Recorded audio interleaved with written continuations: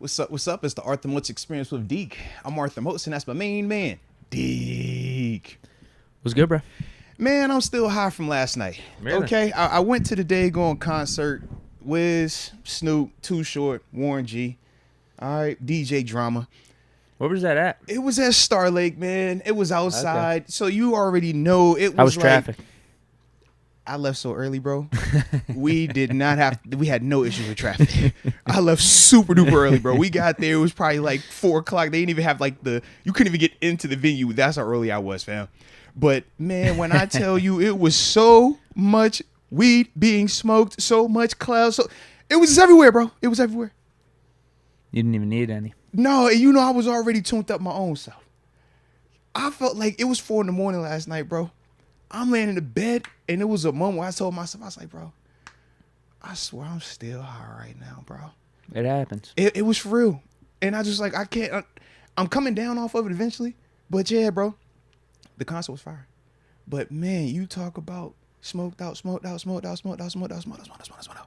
have mercy.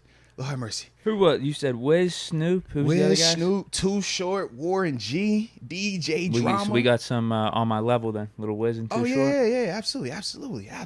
Wiz, Chevy pulled up. Chevy, he? yeah, he had his little cameo. Absolutely, Wiz bro. Go with any throwbacks? Bro, Wiz Like flight gave us school some stuff of at all? everything, bro. He gave us some of the old school mixtape, Cushion Orange Juice. He gave us Paper Planes rolling planes. Excuse me on that one. No, it was called Paper Planes. I'm not tripping on that. The first one, right?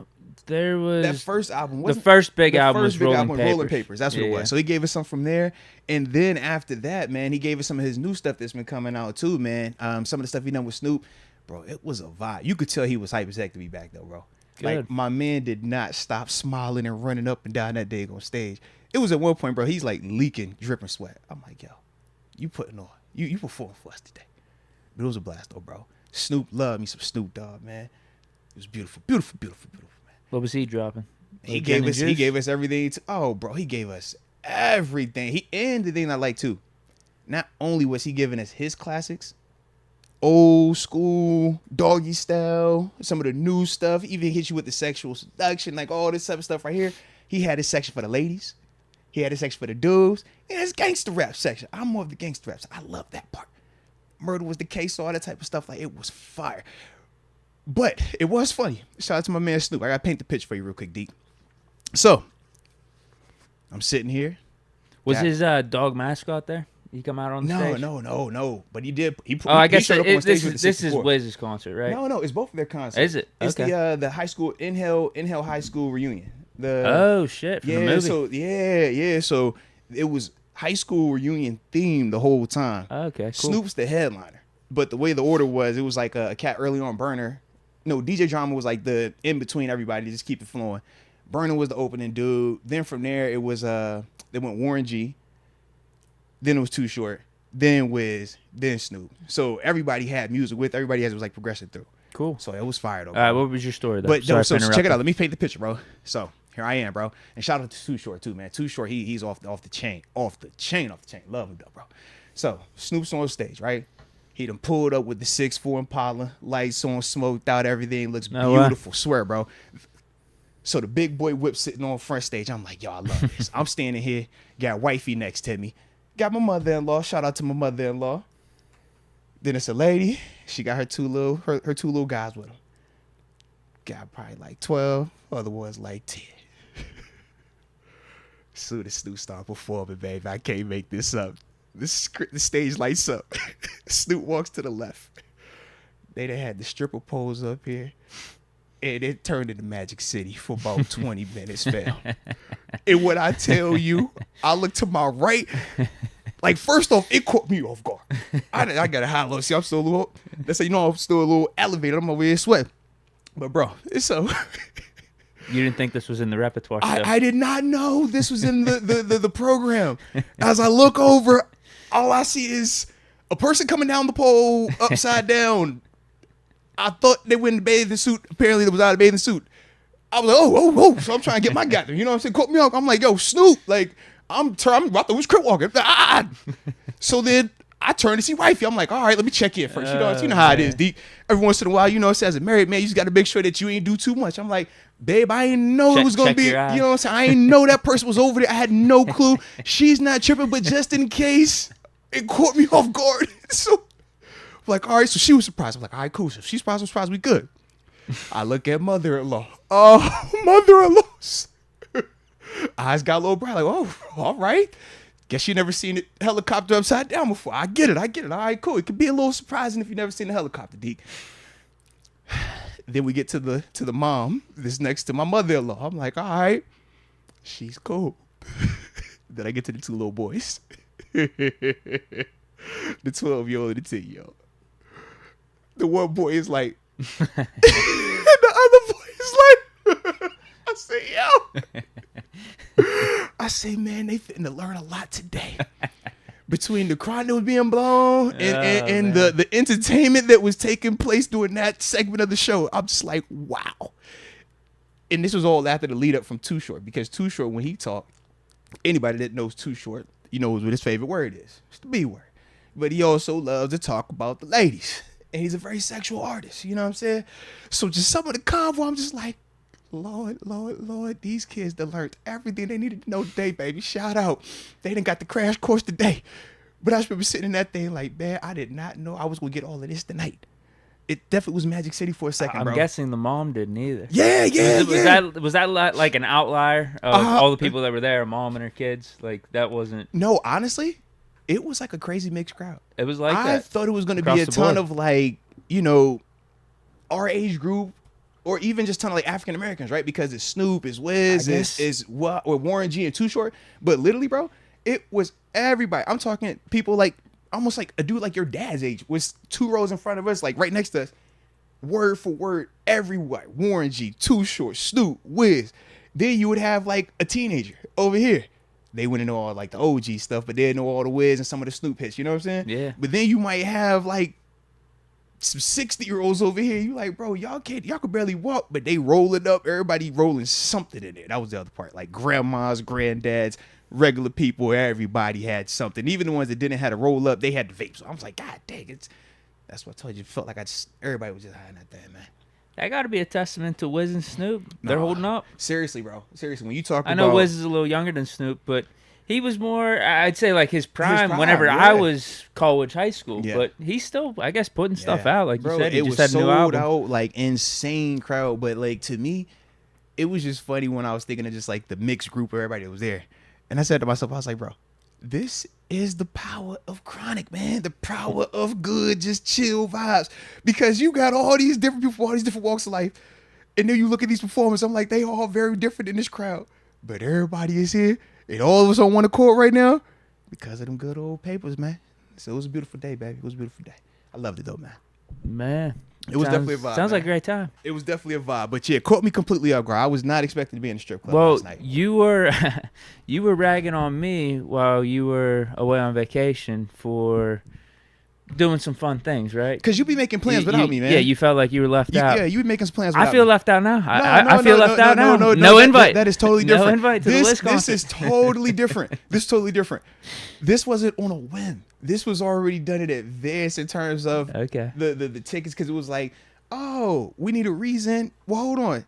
Some birthday. This is your birthday gift. All right, this is this thing and that's that. So this was like done in advance. It wasn't just, you know what I mean? Because if it was just like, all right, spur of the moment, then you would have got hit. Okay. But it wasn't spur of the moment. That's all.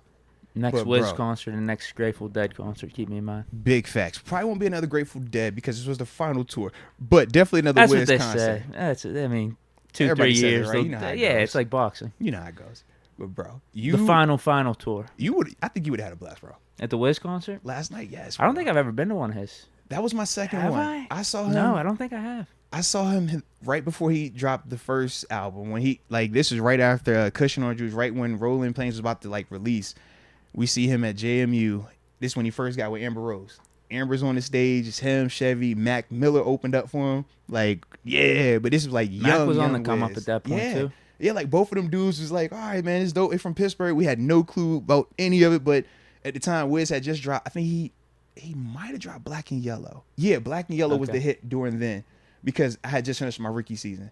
And that's when I came back to finish up that one little bit, met my wife and everything like that. But yeah, that was that time, man. So first concert was dope seeing Wiz, but this one it was like way better because he has way more hits, way like stage presence, like who he is now is fire. And the second time seeing Snoop too. Snoop fire this time around. But definitely was not expecting all that extra stuff. What? But it was dope. It was definitely dope though. Sounds like it. Yeah, it was a vibe though, bro. It was definitely a vibe. That's great. So that's why I got my Snoop shirt on, man. I'm one of them dudes when I get my tour. That yesterday? Yeah, that's hard. So I got this shirt that's and I got the tour hoodie. I didn't want to put the hoodie because it was a little hot outside. But this is. I shouldn't be wearing a flannel. Yeah, right now. bro. I had the hoodie. I'm like, I want to rock the tour hoodie so bad. I'm like, bro, I'm gonna be baking in it. So I copped the Death Row records though.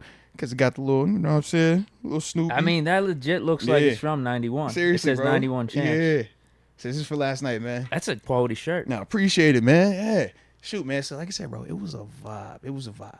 But nah, man, salute to everybody that was out there too, man. It was all good energy, man. That's the other part with you know, when it's flower-based like that. There was no altercations. Everybody was all love. It was like the most chill. Like, yo, good to see you all here, man. Hey, man, high five.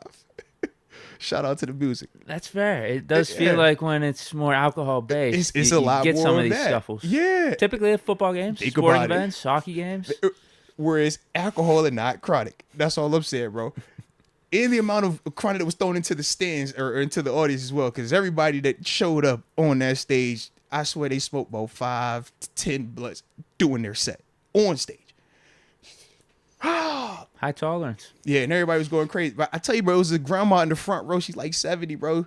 She got her joint from Warren G. Started smoking. I was like, yo, grandma in the front, let's go. Like, yes, bro. Yeah. 11. It was a vibe, bro. It was an absolute vibe. Yeah, you like to see that type of stuff. No, without a doubt, man. 70 years old. I hope you're enjoying life. I'm like, yo, doing you stuff at the like concert this. turning up the way you supposed to, man. Let's go, grandma. Let's go. Yeah. It was a vibe, though, bro. Well, we got some news for today. Bro, we got a good podcast to get into, I guess.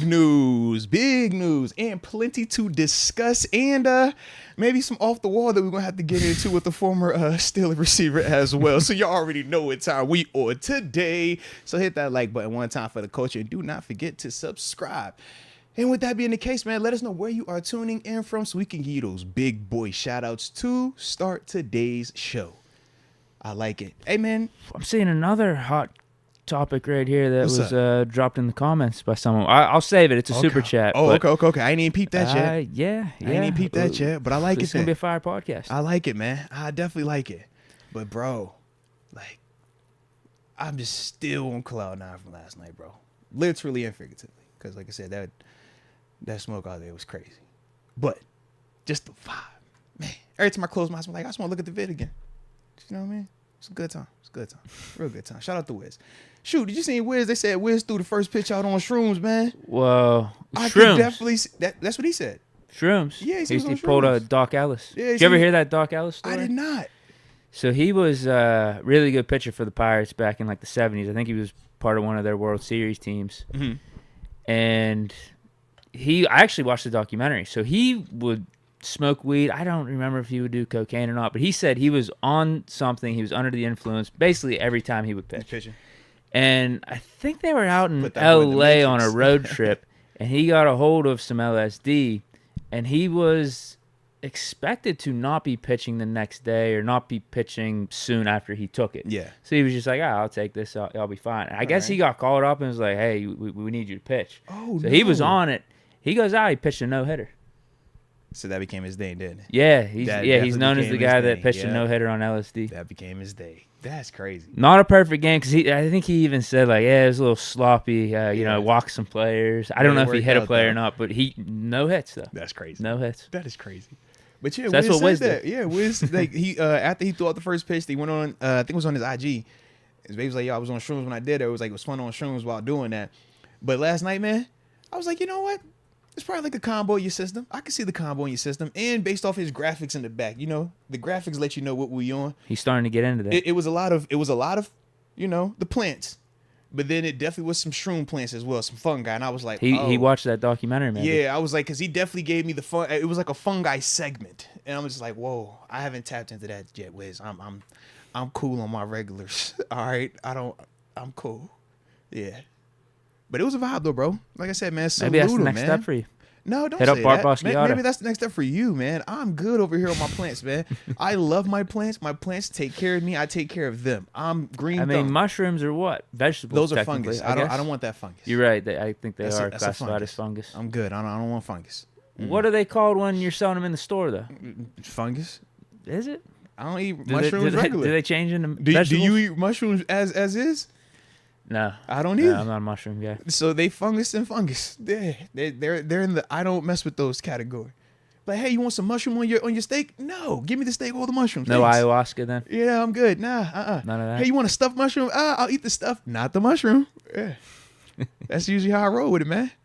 But anywho, man, let's get back to these shout-outs real quick. I don't even think we started on the shout-outs just yet. So if y'all haven't dropped them shout-outs, please drop them or continue to drop them. Doc Ellis might have been on acid, not LSD. I don't know. Same thing, right? I mean, same. Acid same thing. Because that's what Jim shrooms, Hines said. LSD. Pitching on acid is ridiculous. I was about to say, like, bro. They're probably the same. Could you imagine Close having to enough, at throw least. the ball that hard into that tight of a window while tripping?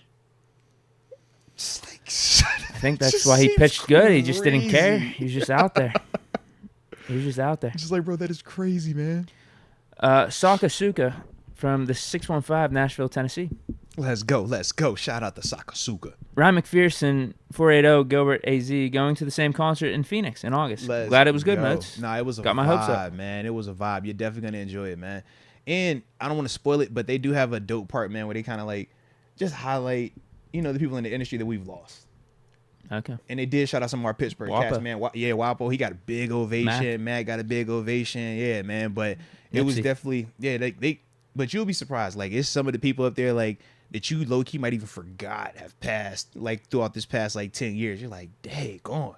But it was, like, really dope, though, how they did it, man. Really classy. It's a lot of them. Literally, bro, it was probably, like, 20 people at this show, bro. Okay. Yeah. So anybody you probably gonna name probably was, Yeah, there was no snubs, you're saying. Yeah, like high end and even bro, it was one dude. For me, I knew him. I didn't even think that enough people would know him for it to even be up there. Okay. And it was like, oh, even he got it. I'm like, all right, dope, bro. Yeah, that's good. Like this shout out, 412 Oakland from Blink the Patuzzi. Shout out to 412 and shout out to Pittsburgh, Oakland, and shout out to Oakland, California, Oakland as well. Home of Too Short. Y'all know what time it is, man. John Easton. We'll keep the 412 vibes going. 412 Crafton. Let's KG go. would have tore up Taylor Lewan to pieces. The KG he's talking about too. Oh, Kevin Green. Yeah, I got confused. I started thinking Kevin Garnett because he's in the news right now with Draymond. Him and Draymond are going back and forth. I just seen Draymond get that. I think Jordan Poole's dad tried to like talk crazy to Draymond. Yeah, that's true as well. That's true as well. Yeah, he's got two beefs going. It's been a real busy day. And I think there's this morning, one bro. still with Chris Paul that isn't buttoned up yet. He said, Jeez. here's what he said. I said in the past, I don't like Chris Paul, and my word is my word. I'm not going to switch up just because he's on the team. But he's like, but he said, I look forward to having a conversation as men, though. Hey, boy, you wildin'. Wildin', bro. Why can't you just say, like, I said that in the past, I'm glad he's on my team. The past is the past, man. We passed that right now. Like, what? You don't got to be that hardcore, Give right? a dude a microphone, man. You know how it is, bro. Jar Devil, 310, San Pedro, California. Rod Dollars, 330, Youngstown, Ohio. Let's get it. In fact, man, I think that's where the tour is at tonight. No, they in Toledo, Ohio tonight. But shout out to Ohio, Toledo. too, man. Yeah, they went to Toledo tonight. That's random. Yeah. Well, you know how they go all up and down. Yeah, I think it's Toledo. I think it's Ohio. Then in terms of Ohio, you'd think Columbus, Cincy, or Cleveland. No, they're doing Columbus as well, I thought. Yeah, it's like, they are? Yeah, they're doing like multiple spots in that joint. Okay. Yeah. Christian Manzi, 724 Farrell, PA, home of the Farrell High Steelers. Let's go. Willie, the Steelers guy, 420, coming in from the 661, same hometown as JPJ. Let's get it. Now reside in the 447, enjoying being able to smoke legally. Hey, 661. Wait, that's gonna so be Bakersfield. Where's that? Bakersfield, California. Cause that's where PZ from. Okay, Yeah. that's where he was born. Mm-hmm. Because he always claims like Bakersfield, even though So he's JPJ came out here whenever Porter was coaching. Correct. With us. Yeah. Okay. Mm-hmm. That was what, his high school days? Yeah. Mm-hmm. So that's why like he's listed as. So like, he's not North technically A. from here. Yeah, but he claims like Bakersfield. Yeah. Gotcha. I'll say a couple more. Hunter Harmon, 208, Coeur d'Alene, Idaho. Let's go. Let's go. Hunter. Bro, I've actually never heard of Coeur d'Alene, Idaho. I have, and I was actually really curious about this. go. I want to ask Hunter. Hopefully he'll respond to me in the chat. Coeur d'Alene was this amazing course on one of the early, like, Tiger Woods 03 or 04. It was beautiful. Yeah. It was so nice. So I wonder if he's talking about the same place. Oh. Is it in Idaho? Coeur d'Alene. That's what the golf course was called. Dope, though, it was. I'm telling you, it was spectacular. Was it spelled the same too? It had to be, think right? so. I was say that enough. type of name, man. Like, that's very distinct. And then I'll say two more. Eddie Van Trollen, 740 Lancaster, Ohio. And then Leah Warren. Can't forget her. Late check-in, 254. Shout out to Leah Warren, Killeen, Texas, in the building. You know what time it is, man. Now it's a party. Now it is a party. Supers? Yeah, man. Let's tap in. All right. We got a bunch coming in. Shout out to you guys. Man, it's been a dope day, man. It's been a dope day. Give me one sec. And John Easton said, yes, it is in Idaho. That golf course? I'm assuming that's what he's saying. Yes, it is in Idaho. Yeah. Okay. AJ Martinez, happy belated birthday to my baby girl, Lexi. July 7th. No longer a child at 18 years old. God bless. We all love you very much. Man, that is major, man. Shout out to you, AJ, man, for your little lady becoming an 18-year-old. And Lexi, man, happy birthday, man. Hope you enjoyed your day. Let's go, man. That's big time. And he also gifted a month's membership to Brian Quintanar. Man, shout out to AJ Martinez being a rock star at life, paying it forward. And you said AJ Quintanar? Brian Quintanar. McQuintanar, welcome to the upper room. Yes, indeed. Yes, indeed. Ryan McPherson, Yo Moats and Deke, if Najee continues to build and become a clear franchise running back, do you expect us to pay him what he wants when his rookie contract is over? Man, so you trying to get us to talk about the running back market right now? Jeez, do we tap into this one first, or do we get the Highsmith first? I don't care. Oh man, all right. We could talk running back market and like Najee. Like, what does Najee need to do? All right. Should the Steelers specifically pay Najee? Okay. As an individual. Let's do that then. You ready to do that? All right. Which one are we doing then? The running back market? Yeah. Let me put I just put the topic up now, real quick. Yeah. So what do you want to talk about first? Man, we'll first let's address the question. Najee? Yes. Let's specifically address that part. It all depends on the number. Yeah. So in terms of if he continues to build and be a clear franchise running back, do you expect us to pay him what he wants? Yeah, Deke hit it perfect, man. When you talk about what is the ask, based on what we're seeing right now around the league, we know that they're trying to cap it at 10 mil, essentially, by not being able to get these running backs that are deemed franchise running backs deals that exceed 10 mil per year. Obviously, that's why all those dudes have ultimately decided not to sign their franchise tags just yet, nor were they able to get the long-term extensions. I think it is really clear, though, and it has to be really clear, in my opinion, if we're going to pay Najee, that he is a franchise running back and not RB1, because those are two different things to me. And I think at times when we talk about the running back market as a whole, we confuse the two between franchise running back and the RB1 convo, which makes sense in terms of RB1, meaning, man, we could have anybody come and replace this. Oh, you could put an Isaiah Pacheco over here, and that'll work. Yeah, Isaiah Pacheco works when you have a Patrick Mahomes. Isaiah Pacheco does not work when it is potentially a Kenny Pickett on a rookie year. Mitch Trubisky when he's, early on, we're trying to figure out Matt Canada. I don't think that works the same. But that's an RB1. Saquon Barkley, franchise running back. Difference. So when I see a Saquon Barkley and I see a Danny Dimes and I say who's more important to that team, I say he is, Saquon. And I say that is a dude that you do pay more than 10 mil because of him being a franchise caliber running back. But they're very different. And I think for Najee, in my opinion, the only way I would want to pay him big money per se, or over that 10 mil mark, the franchise tag mark, or whatever we're talking about, to me, it needs to be clear. It can't be a debate. It needs to be clear, because I feel like if we're debating if he is a franchise guy, then I'm just kind of like, man, I would much rather go a cheaper route, because that's part of what is the issue with the running back market. If you pay a dude that is not a franchise caliber running back that type of money, we've seen how those dudes fall off the cliff. We see how the production can drop, and now you're kind of screwed. But we've also seen how a L. Bell can help our offense work. We've also seen how a Saquon can make a Giants offense work. We've seen how a Christian McCaffrey can electrify offense. We've seen how Alvin Kamara. Those aren't dudes that you're just getting, running the mill. Oh, yeah, anybody can replace that. Those are different type of players. And I just think that that's where we kind of really have to, like, focus in on who gets that type of money, because you can't just pay everybody that type of money, at least from my opinion. Yeah, I think it comes down to how good he plays. Now, I guess in this hypothetical, if he says, if Najee continues to build and become a clear franchise running back, do you expect us to pay him? I think we'll definitely be interested. I definitely think there'll be some negotiations then, going back and forth. And it just comes down to the number. I guess the number would be less right now based off the running back market compared to when it was Le'Veon Bell. And Le'Veon Bell was a franchise running back. Yeah. Like, that's the type of guy we're talking about. Mm-hmm.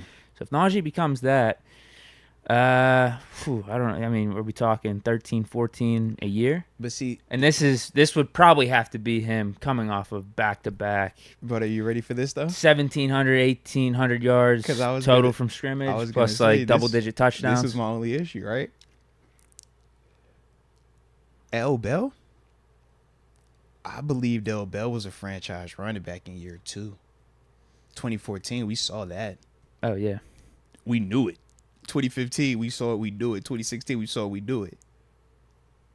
With Najee, statistically, it says 1,000-yard rusher. It says this should be franchise caliber. But then at the same time, we still have the debate of, are you volume or are you actually like that? With L. Bell, we never had to question that. So even when we're talking about the potential of paying Najee, I still am a little bit more hesitant, just because I haven't got the clear answer early on that I've gotten when it was L. Bell. With Najee, remember it was a point last year we were like, yo, should Jaylen Warren be like getting more this week, just let you heal up? We were still like trying to figure out, though, what can you be? What type of player are you going forward? That's just stuff like when we talk about paying that position, that does make me think about that. It does kind of make me hesitate. In contrast to L. Bell, where with L. Bell, it wasn't were we going to pay him. We knew we were going to pay him. It was just, are you going to be highest paid, record breaking, get paid, or is it you're still the top 3 highest paid at your position? And at that time, it was a different convo, because he wanted to get more than not Saquon, more than like a Gurley, more than like a Zeke, more than a David Johnson, and rightfully so. So I just think in that sense, it was a little bit different. But I do feel like for Najee, the benefit is that he's in Pittsburgh. And we at least have seen Pittsburgh be willing to pay a running back, even if they didn't want to pay up a ton of guarantees with it, because that was the sticking point. $10 million was only guaranteed in L. Bell's deal. Would he have made more? We can say that, but we don't know that. And we obviously value him because we drafted him in the first round, where all the signs leading up to, when did we draft him? 2020? We're saying don't draft a running back in the first round. Absolutely. Don't do it. I mean, we witnessed it firsthand with the Le'Veon Bell. Absolutely. So that's my thing. I'm just like, I feel like it could. I feel like we do, but. All right. So the Najee Harris, Le'Veon Bell comparison's interesting to me, because what I do think was in Le'Veon's favor at that time was he had a ready-made offense. Oh yeah, that's yeah. Definitely ready-made offense with Big Ben 100%. At quarterback. That line was like starting to get into their peak of being like a top 5 line in the league. And you had an AB, you had a franchise receiver opening things up for you. But this was also when we speak on it like that, it makes it sound as if that was already there. That was not clear like that. Not in 13 Bell's rookie season, year. It was not that. No. 14, he was a big reason why it was that. Well, here's what I'll say though. In 2013, what's interesting about Bell in that rookie year was his yards per carry wasn't that good. I remember that. Yeah, he was like battling for yards. Like you could see, but he was thicker. He was a bigger he was. Yeah, you could see he was definitely an upgrade over whoever the hell we had those prior 2 or 3 years. It was like Jonathan Dwyer and Redmond. We knew he was a guy, but then he slimmed down 2014, worked on his pass catching. That changed everything. But in 2014, when the offense took off, L. Bell was just as much a part of that as 7 as AB. And that was the one thing we were like, everybody clicked at the same time. Everybody kind of came into their own at the same time. And it just so happened in 2014, that's when the O-line started to come into their own. Because in 13, the O-line was not good. Playing against the O-line in 13, we're like, bro, we know we're going to get after these dudes. 14, that O-line shifted. Beach, Moan, Pounce, Castro, and then on the right side, that's when Gill started to play a lot better. And then Gill ended up getting paid. And then from there, that's when they all even ended up growing and getting better as well. But it was all at the same time. So that's why it's like, I can't just say that L. Bell had it like handed to him, because he didn't. He was a part of creating that along with them other dudes. Now, hopefully for Najee, this new O-line can do what that O-line did for L. Bell and company, because that'll help Najee and Kenny out, which in turn helps out Pickens. But that was like my thought process with it, though, you know? Yeah, I think this is the year for Najee, really. You got everything set up for you. Bro. Yeah. The O-line, Kenny Pickett, I know he's still young, but he should only develop. He's still good enough. Better. He's definitely good. Absolutely, yeah. Najee was running behind Kenny Pickett being his quarterback last year, and we saw how good they were after the bye week. Like his stats, I was looking at him today. I think he had like 600-700 yards those last 7-8 weeks. Was doing good in the receiving game too a little bit. Like that was a solid stretch. Absolutely, that was really a solid stretch. I need to dig into him a little bit more, but keep doing that. I feel like the line, as I mentioned, Pickett, offensive weapons starting developing their own too. Again, opening things up for Najee more, but then also having a Jaylen Warren to give him a break here and there. Absolutely. Like this is all set up for Najee to have a really solid season. It is, man. But here's the question: as we say all this, look at all the factors that are around Najee to help him be good.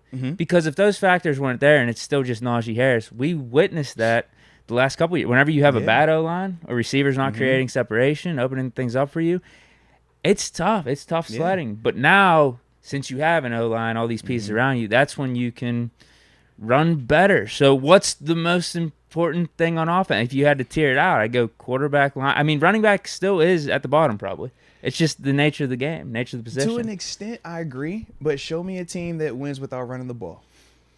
It's a sound formula for the test of time to win games. You got to run the ball. Going back to 60s, 70s, running the ball and playing good defense, that's we could discredit. Always a great way to win games. We could minimize that position as much as we want, but show me a team that has won without having a successful and really good running game. It's not happening. I think when you have a quarterback, you can. No, because even with the quarterback concept, we talk Pat Mahomes, and Pat is the force multiplier, but Isaiah Pacheco still gave them effective, high-quality running, especially in that postseason run. And that's one of the things where it's like, if Mahomes just came out there and threw it every single time and they never handed the ball off, they're going to lose. You got to run the ball. Agreed. And but Pacheco I think, played well. I think that's to my point a little bit, though. If you have everything else set up on offense, any running back, you get what I'm saying. A seventh-round rookie running back could have success running the ball. This is true. But once again, that only works when you have Patrick Mahomes or a top 5 quarterback. And we know of 32 teams, there are only a handful of them dudes walking around. Here's the other problem, though. You only have so much money with the salary cap. That's the other part. To me, I think the correction is you got to look at these quarterbacks and how you pay them. We joke about the Kirk Cousins part. I'm wondering when that QB market's going to flip a little bit. Yeah, because we laugh about the Kirk Cousins part, and to me, I always say, in my personal feelings, Kirk was the last, if this is the floor for that type of contract, I'm okay with it being Kirk. Now this floor has become Daniel Jones. Daniel Jones, to me, has not produced the way that Kirk Cousins has. I don't like those type of monies, and especially when I look at the fact that at least Dalvin Cook was still getting compensated nicely up there in Minnesota. I'm looking at this situation in New York like, bro, how can you tell me that he's worth 10, he's worth 40? I think it's all about the nature of the position too and how they age. Make sense to me, man. And I agree with you on that's the aging That's the other tough part because but we're not asking for long-term deals, 2 to 3. Well, even talking about Najee, let's say he goes off these next 2 or 3 years. Now you questioning how long does it last? Right, you almost use how good he did and the workload he took on against him because what are you going to do going forward now? Are those hits going to affect you? Wasn't that a part of even with the elbow and not giving a whole bunch of guarantees? You had back-to-back 400-touch seasons. For sure. It's the catch-22. So you're telling me I'm valuable enough that I need the ball 400 times for us to win and be successful, but I'm not valuable enough for you to want to pay me? think about what you just said. Think about our offense. It's If a tough Bell, position. if L. Bell, James Conner, Najee, if they're not getting the 400 touches and being productive, what it looks like. It's like that. It's tough. They're in a tough spot. I mean, because their best days are early on their rookie contract when they're at their physical peak. Yeah. Yeah. I was trying to think of ways to fix it, but I guess they agreed to a CBA, and then I was seeing. Well, yeah, for right now, you lock. I think it's 7 years until they can renegotiate. So yeah, you screwed. They're kind of screwed there, but. Could you do a special thing for the running backs where if like they hit a certain milestone after a couple years, they could be up for an extension? I don't think you can do a special amendment like that, but what you try to do is just ultimately say, man, when we get to that third year, we all have to be saying it's time to get paid. But the problem with that is you have to be a guy that starts out fast. If you're a dude that takes a year or two to develop, and now in that third year is when you pop up, but now you're talking about when to get paid, I'm not paying you off of 1 year of production, right? But if you come out the gate year 1, year 2, and you ball, and now you got to play a third season and take that chance, he's like, God dang, like I got to keep doing this to get paid. It's a bad situation, bro. But you definitely need the position. As much as we, like I said, try to say we don't, it's like, man, that's a key position on offense, man. It is. It puts points on the board. It keeps the ball moving. It makes the quarterback's life easy. It is, but I'm not knocking it. Yeah. I'm just thinking out loud here. Franchise changing, though? Depends on the franchise. Because I'm thinking Le'Veon Bell, you know? He was let him go. He goes to the Jets. He's nothing. But what was our offense when he left? I'm wondering the same thing for like Saquon Barkley, though. You know, if he goes to another team that has another quarterback like Danny Dimes. I feel like Saquon's style is better than L. Bell's. Does he really change a franchise like that? I think he's a major reason of why our franchise will be able to go back to a postseason. We just saw that in New York. If he's in Carolina this year, does he help Carolina win? I say yes. So they got Miles Sanders for 6. Mm-hmm. Miles Sanders is a good running back. He is. That's the question you got to ask. To what extent? Well, that is a good question, and that's something that how much do you want to pay? Right. Versus another position. If you could get Miles Sanders for like 6 a year versus Barkley for double digits. Yeah. Which would you prefer? Yeah. Miles Sanders behind that Eagles O-line and that Eagles system last year had a ton of yards. What do you have, like 1,200 yards on the ground? But then you ask yourself, what would have Saquon done behind that same offensive line? Yeah, I don't know. Does it look like L. Bell did? You catch my drift? Because I'm like, that's two different types of good. 1,200-yard rusher is good when you start talking the 16s and the freakiness and all that. You get what I'm saying, though? I mean, the Eagles still made it to the Super Bowl with a Miles Sanders. And it really just comes down to the quarterback. Like, is your quarterback confident? Yes and no, though, because once again, we talk of Hurts as potentially a what? Franchise caliber quarterback, potentially, right? I'd say he is. I give it to him. But either way, he's in that conversation. If you don't have the franchise caliber quarterback, that conversation is very different. But, okay, so hold on. Back to the salary cap thing, though. If I'm the Eagles, I'm paying my O-line before the running back. I'm paying those receivers before the running back. Okay. Because I feel like if I get a Miles Sanders in there versus Saquon Barkley, I don't know what the difference is going to – how big the difference is going to be if I have those surrounding pieces. Actually, maybe it could be to your point, but you only have a certain amount of salary cap. Then you also got to think about your defense. Mm-hmm. So I still, like, as I'm thinking through this, I would rank the running back the lowest on the hierarchy for importance of offensive position. So I keep going back to that. So then why give him the ball as much then? Hey, I don't know. No, because if the quarterback and the O-line and the receivers have that much importance, that much significance, why do we give the running back the ball? He's just out there to just block. You see what I'm saying? And that's the part, like, when I listen to some of these. There's a lot of them. There's a lot of them, though. But there's a lot of quality ones. There are. Like I said, but this is where I talked about at the beginning of franchise versus RB1. Miles Sanders to me is an RB1. Saquon to me is a franchise caliber running back. Agreed. I'm not looking at paying Miles Sanders 10, 12 million. That's not, to me, even in the concept. To me, I look at Miles Sanders as, like I said, RB1. Saquon, to me, gives me a lot more. Saquon and that Philly offense last year makes that Philly offense electrified, even more scarier. Like, how do I mess with this? we talked about how when we played Philly, we felt great against Philly, except the deep ball, right? And that's with the rushing attack. Now, we did good against Saquon, too. Now, Saquon in that Philly offense, I think it's a different combo. That's all I think.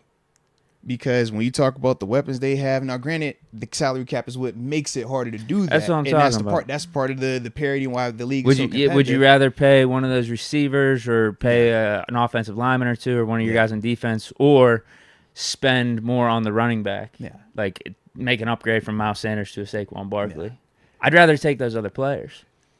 Maybe the Miles Sanders convo, maybe he's not the right player because he's still a clear-cut RB1. Right, if you want to talk about a rookie or something.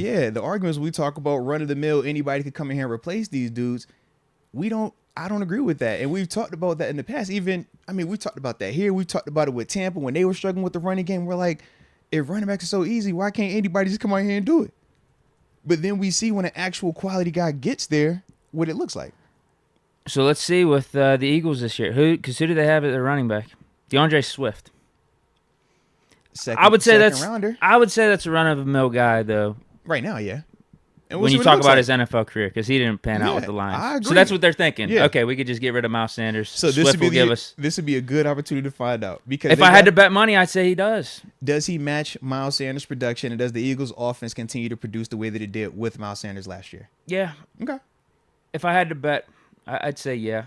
Because they pretty much are bringing everyone back. Yeah, that's what I'm saying. Everything comes right back. DeAndre Swift, and then they got Rashad Penny, Kenneth Gainwell. Yeah. So, to me, everything is the same. It was a swap, right? Miles Sanders for whatchamacallit? DeAndre Swift. Yeah, DeAndre Swift. Yeah, I think this would be a good, Eagles offense a really good should be example. fine. I don't think they'd be really missing a beat with Swift versus Sanders. And did they just sign Penny? Let's just say that group of running backs versus last year's. Yeah. Mm-hmm. Yeah, that's going to be a test right there. Yeah. We've seen tests before, too, like when we lost Bell, Connor came in Pro Bowl. Now, I will say this. We did miss Le'Veon Bell. We noticed not having a franchise running back. And for me, it was mainly because of the ball security with Connor. Well, and I look at this Eagles situation right here, and I ask myself, is it going to be DeAndre Swift playing to the level of Miles Sanders to keep that offense as is, or is it going to have to take Jalen Hurts raising his level even more? Because I look at Mahomes at times, and I was like, Mahomes has clearly raised his level. He clearly could take it to a whole nother level, and he does every single time, even when other positions have struggled on his offense. He has been the guy who continues to elevate. Josh Allen, another guy, right? We've seen him at times. They haven't had a running back yet. Yeah, but he's been able to continue to elevate. But even now, it's like, okay, we've seen you have some mistakes at times because it's just hard to win like that each and every week. Joe Burrow, we've seen that. When it's just him, you need the running game. You know what I mean? Well, actually, you brought up the Bills. This would be a good question for you because I equate the Bills right now to what the Packers were for a stretch of time in those 2010s with Aaron Rodgers. Yeah, with Rodgers, that makes sense. Where they were constantly looking for a decent running back. They couldn't find one, but Rodgers they could throw it and sling it, and that's right. what keep Rodgers in that game. offense kept them relevant, but they just couldn't find it. Like you had Lacey for a year or two, but it was just so back and forth. They went through everybody, and even the year when they beat Pittsburgh, that was probably the best version of a running game they had was with and he was the former receiver, James Stark. Remember when they switched him over? They had him in there. But I compare that to the Bills right now. They haven't been able to find a running back. Seriously, yeah. They've been looking for a guy for the last 2 or 3 years. So with considering the salary cap and everything and all the guys that you have to pay, would you want to pay a guy like Saquon Barkley that amount of money, or would you rather take your chances in the draft? To me, it's different in Buffalo because we already have a franchise quarterback.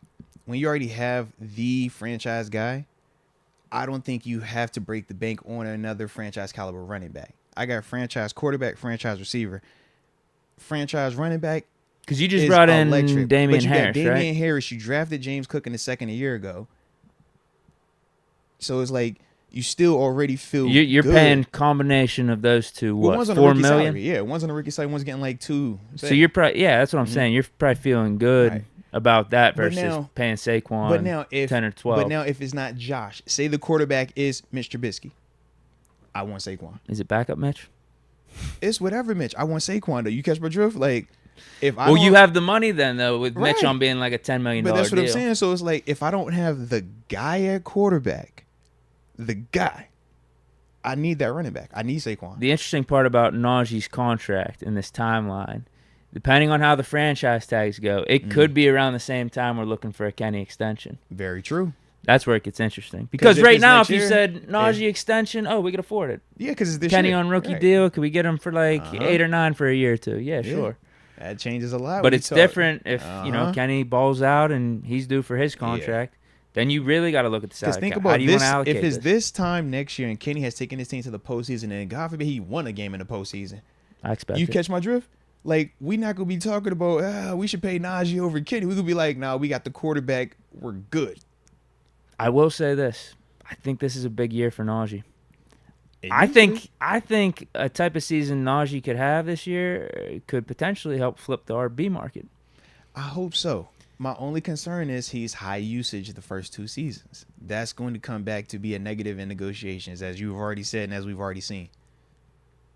I feel like this is a big year for him. I think he's going to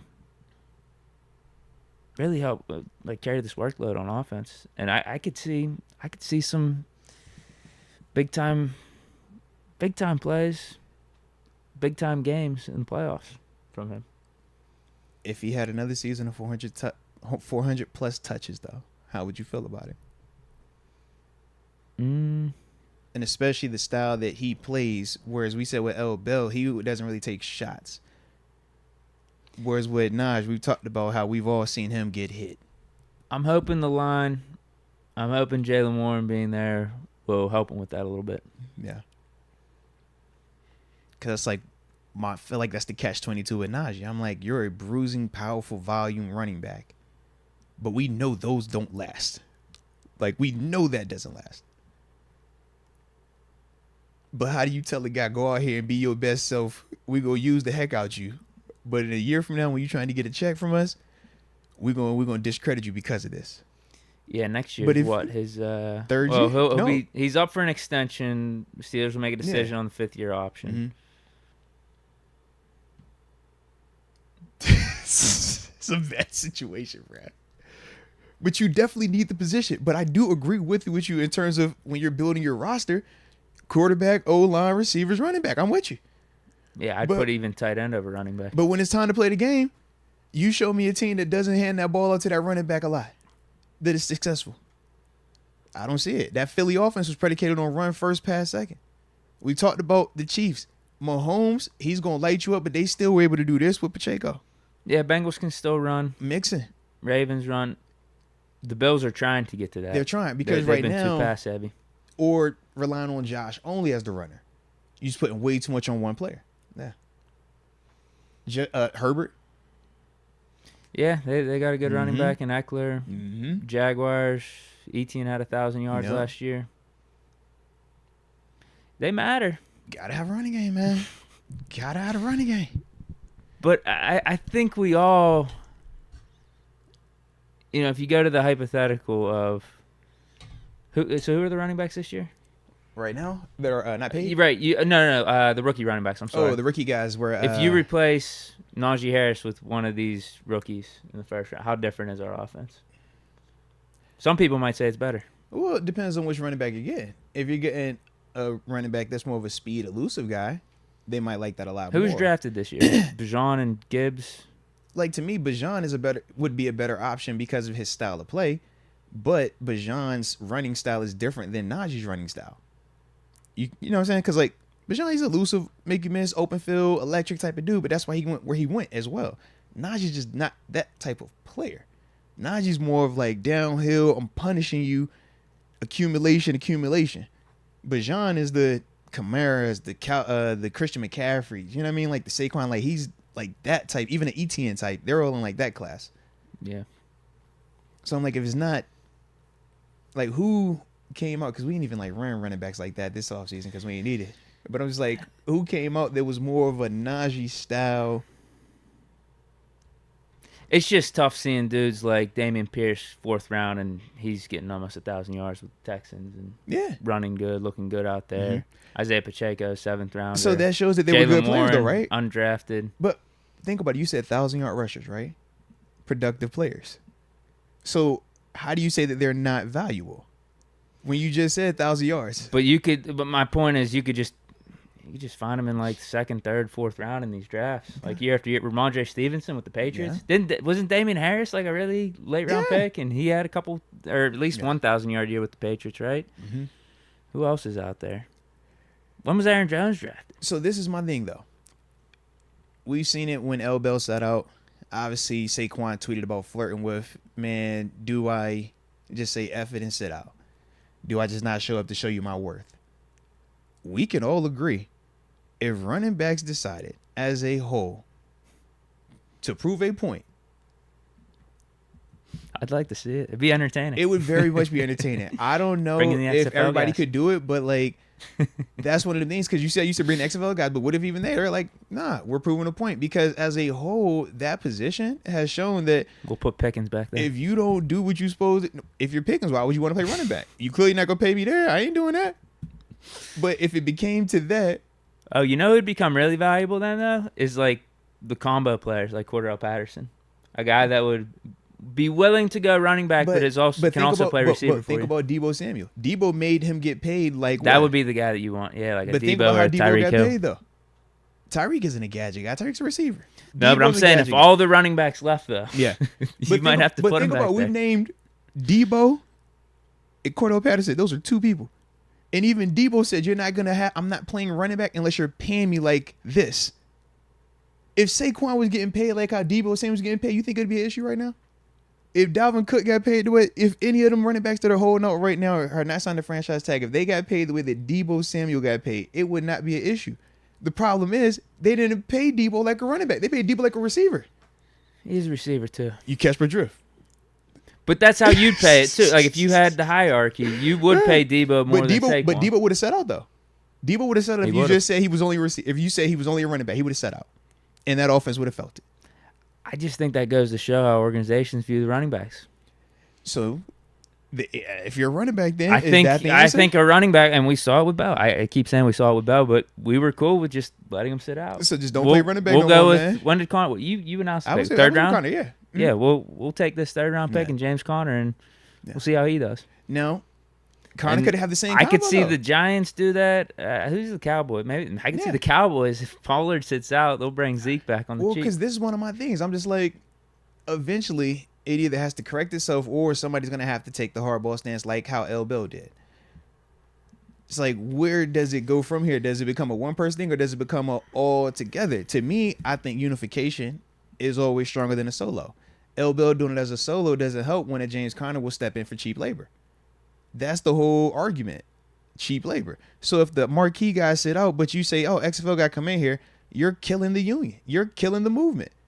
Because if you're willing to do it for $5, but I'm trying to make it so all of us can get $500, and you settling for this, we have no leverage. We have no strength. But if all of us together say, yo, we are not going to play this, grab a receiver, put him out there.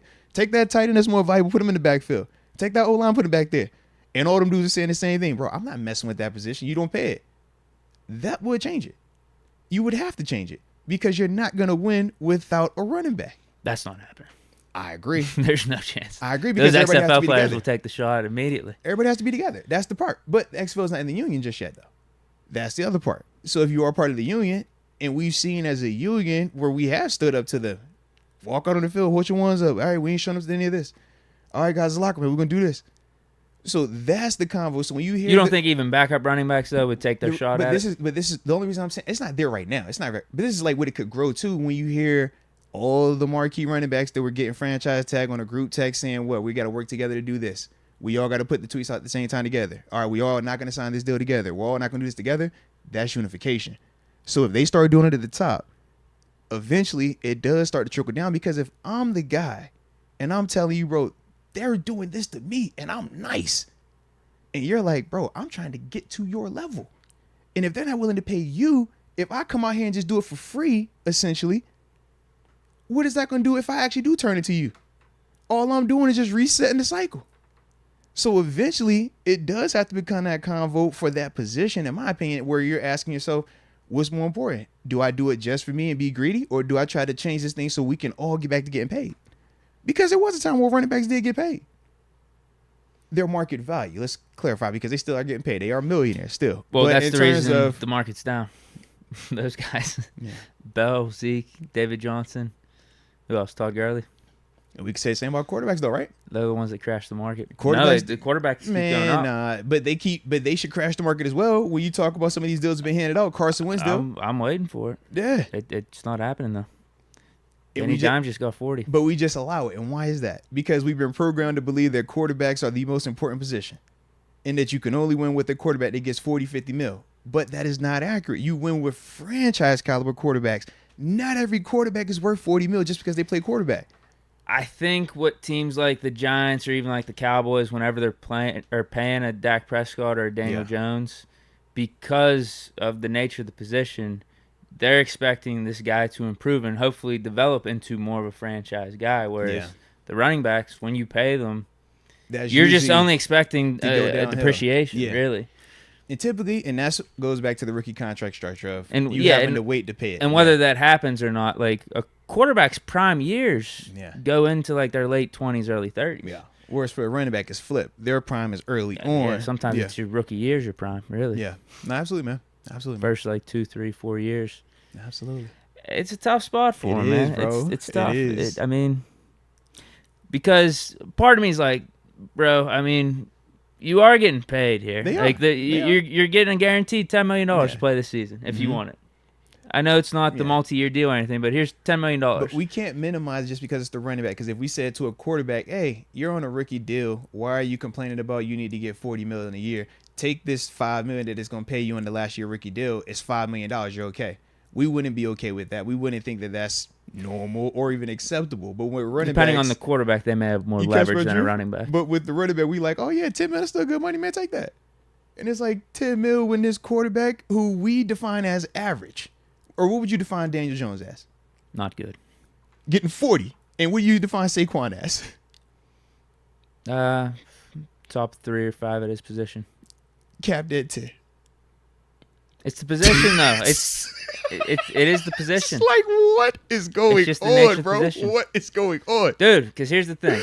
I mean, what's the win share for the Giants if they let Saquon sit and then they sign like a Leonard Fournette this year? What's the win share change? How does the over-under shift? I don't think it's by that much. They're not a playoff team.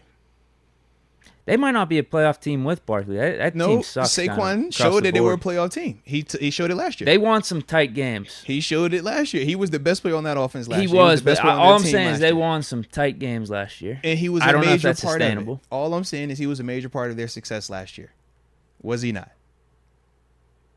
Yeah. Oh, yeah, for sure. So that's why I do feel like if you take him out and you just put Leonard in, I think Leonard's actually in New England right now, right? Yeah, that's why I thought of his. I saw his name in the news. But I'm like, if you put Leonard Fournette in there for Saquon, Leonard is not as good as Saquon is right now. I agree, but I don't know how much that affects the win totals, to be honest. I think it affects it a lot more because you put more pressure on Daniel Jones to be something that he's not. No different than what I'm anticipating happening with Minnesota, where you take Dalvin Cook out the equation and now say, Kirk, we want you to do even more. We want you to show that you can go to a whole nother level. You don't need that running back. It's like, no, this is stupid. You know what's about to happen here. I feel the same way about Josh Jacobs too. You take him out and you bring in a Fournette or who else? What other free agent? I know Dalvin Cook. He wouldn't be a good example because he's a top tier running back. I'm just talking about maybe a guy that's in the top 15 or top 20, top 25. You throw him in that Raider system. I don't know how different it is really. Okay. From a team standpoint, winning on a week-to-week basis. Like if you're looking at how much is a spread shifting based off the running back being out? You think of it that way. I think of it on if I'm game planning against that team, I don't want to game plan against Josh Jacobs. Whereas if Josh is out there, I'm like, God, this is going to suck today. We got to actually work. If Leonard Fournette's out there, I'm like, I'm not tripping today. If it's Saquon, I'm like, all right, bro, we better be locked in. So we could talk the spreads and stuff like that. But in terms of game impact, those dudes do impact the game like that. Because we've already seen when healthy, they can take over a game. They can kill you. Are we overlooking like how good some of those running backs are, though? Which ones? When they get good opportunity, like a Leonard Fournette. No, Leonard's like, good. If he was in a good opportunity, like if he was on the Raiders offense. Yeah. I don't know if the production goes down that much from Jacobs to Fournette. But you could get Fournette for maybe 1 year, $3 million or something like that. Okay. Do you get what I mean? Now, what you? And Fournette used to be he was a top 5, top 10 running back his own right. All I'm saying is Leonard Fournette at this stage is not where Josh Jacobs is right now. But that's, to me, this convo kind of reminds me of like when we were talking the receivers, right? D-Hop, Julio, A.J. Brown. It's like all three of them dudes in Tennessee have had success, right? But A.J. was going to take it to here. D-Hop is still going to be really, really, really good, but he's not going to be quite A.J. Leonard will be really, really, really good, but he's not quite Josh. And when we talk about that Titans offense, it's looked very different since A.J. Brown was there. When AJ was there, it had a certain extra element. Not saying that it's not going to have a really good element with D-Hop. Not saying that it wouldn't have a good element when it was Julio. They probably make the playoffs if Tannehill doesn't get hurt. Fair. You're right. But they go further with 8. They're right. I mean, the explosiveness wasn't as prevalent last year without A.J. Brown. So it's like, yes, they're still close, but there is that little difference when we're talking about the franchise guy. And that's why I keep saying, like, franchise versus RB1. Josh Jacobs, franchise guy. Or do you call him RB1? How do you look at it? He just had a really good year last year. Fair enough. You know what I mean? First year was good too, though. Remember, first year was good, high usage, though. He was steady. Yeah. Like first, 2 seasons or so, back to back. No, 1,000 yards and 800, 900. His first season and then went he crazy. really went off Second year was last when year. they brought in King and Drake, and his snaps went down. Then he came back, and that's when he went crazy. This past year led the league in rushing and all that. Is he in his 5th year? No, this should be 4, I thought. I don't know. Well, this is the franchise tag, so wouldn't this be his 5th It year? is the 5th year. Well, because this coming up is the 5th. This coming up on the 5th. He just finished 4th. So I think first 2 years maybe 1,000 or so. Yeah, then he started splitting carries. Because it was that 1 year with King. He went off last year. Yeah. Like that was hands down his best. He was one of the Yeah. best 3 running backs in the league last year. But feels like a one-off to me. But you just said his first 2 years. Come on, Last year, stats-wise, I'm still taking probably at least 5 or 6 running backs over him. Okay. Even given that last year. Okay. CMC, Derrick Henry, probably Saquon too. 3 franchise caliber guys. Yeah. Who else is out there? I'm listed. Kamara's kind of been going downhill recently. Are you putting Mixon over They're close. They're in the same boat. Okay. Yeah, they're in the. I think they're really interchangeable. But I'd have them on that tier. You know what I mean? In general. To me, you named all franchise running backs, though. To me, Joe Mixon is a franchise running back. That's not just an RB1. Jeremy Hill was RB1. That's how I look at the difference. Jeremy Hill was still good in that offense, right? Still was producing fumbles, ball issues, right? But still was productive. Jeremy Hill was like James Conner. Joe Mixon is L. Bell. Just look at it. See, I think Mixon's even expendable, though, in that Bengals system. If it came down to money. I don't agree with that, but I agree with you. I know what you're saying. If it came down to money and you had to get rid of a player, I'd rather get rid of Mixon than T. Higgins. But you can do that because who's your quarterback? Right. And then you could bring in Fournette, and I think your offense would be fine. But you got to have the guy at quarterback. That's the constant. If you don't pay the running back or when running backs are expendable is when you have the guy at quarterback. As long as you got the guy at quarterback, I agree every single day. Running back expendable. Cut costs on running back, keep the guy QB, and add pieces around him. Because that QB is going to affect that defense way more than that running back. But if I don't have a guy at quarterback, I have to have me something back there. A lot of these teams are paying quarterbacks a lot. It's either you got a quarterback on a rookie deal right now, or you're paying a guy 25 plus at least. Seriously, yeah. Right? That's the market. State of the quarterback game right now. And I'm just trying to think some of those teams that have quarterbacks on rookie deals. If you had the cap space and you're the Texans or something, and Saquon Barkley's out there, maybe you get him for $10 million. Yeah. Or I guess more than that because he wants more. Yeah. $11-12 million to help out a C.J. Stroud because you didn't really have a running game or a running back. Mm-hmm. Sure, that makes sense. But a lot of these teams, I feel like, have running backs. Yeah. They have Dameon Pierce. Yeah. Guys that are just, competent. Yeah. That you're finding, anywhere, almost.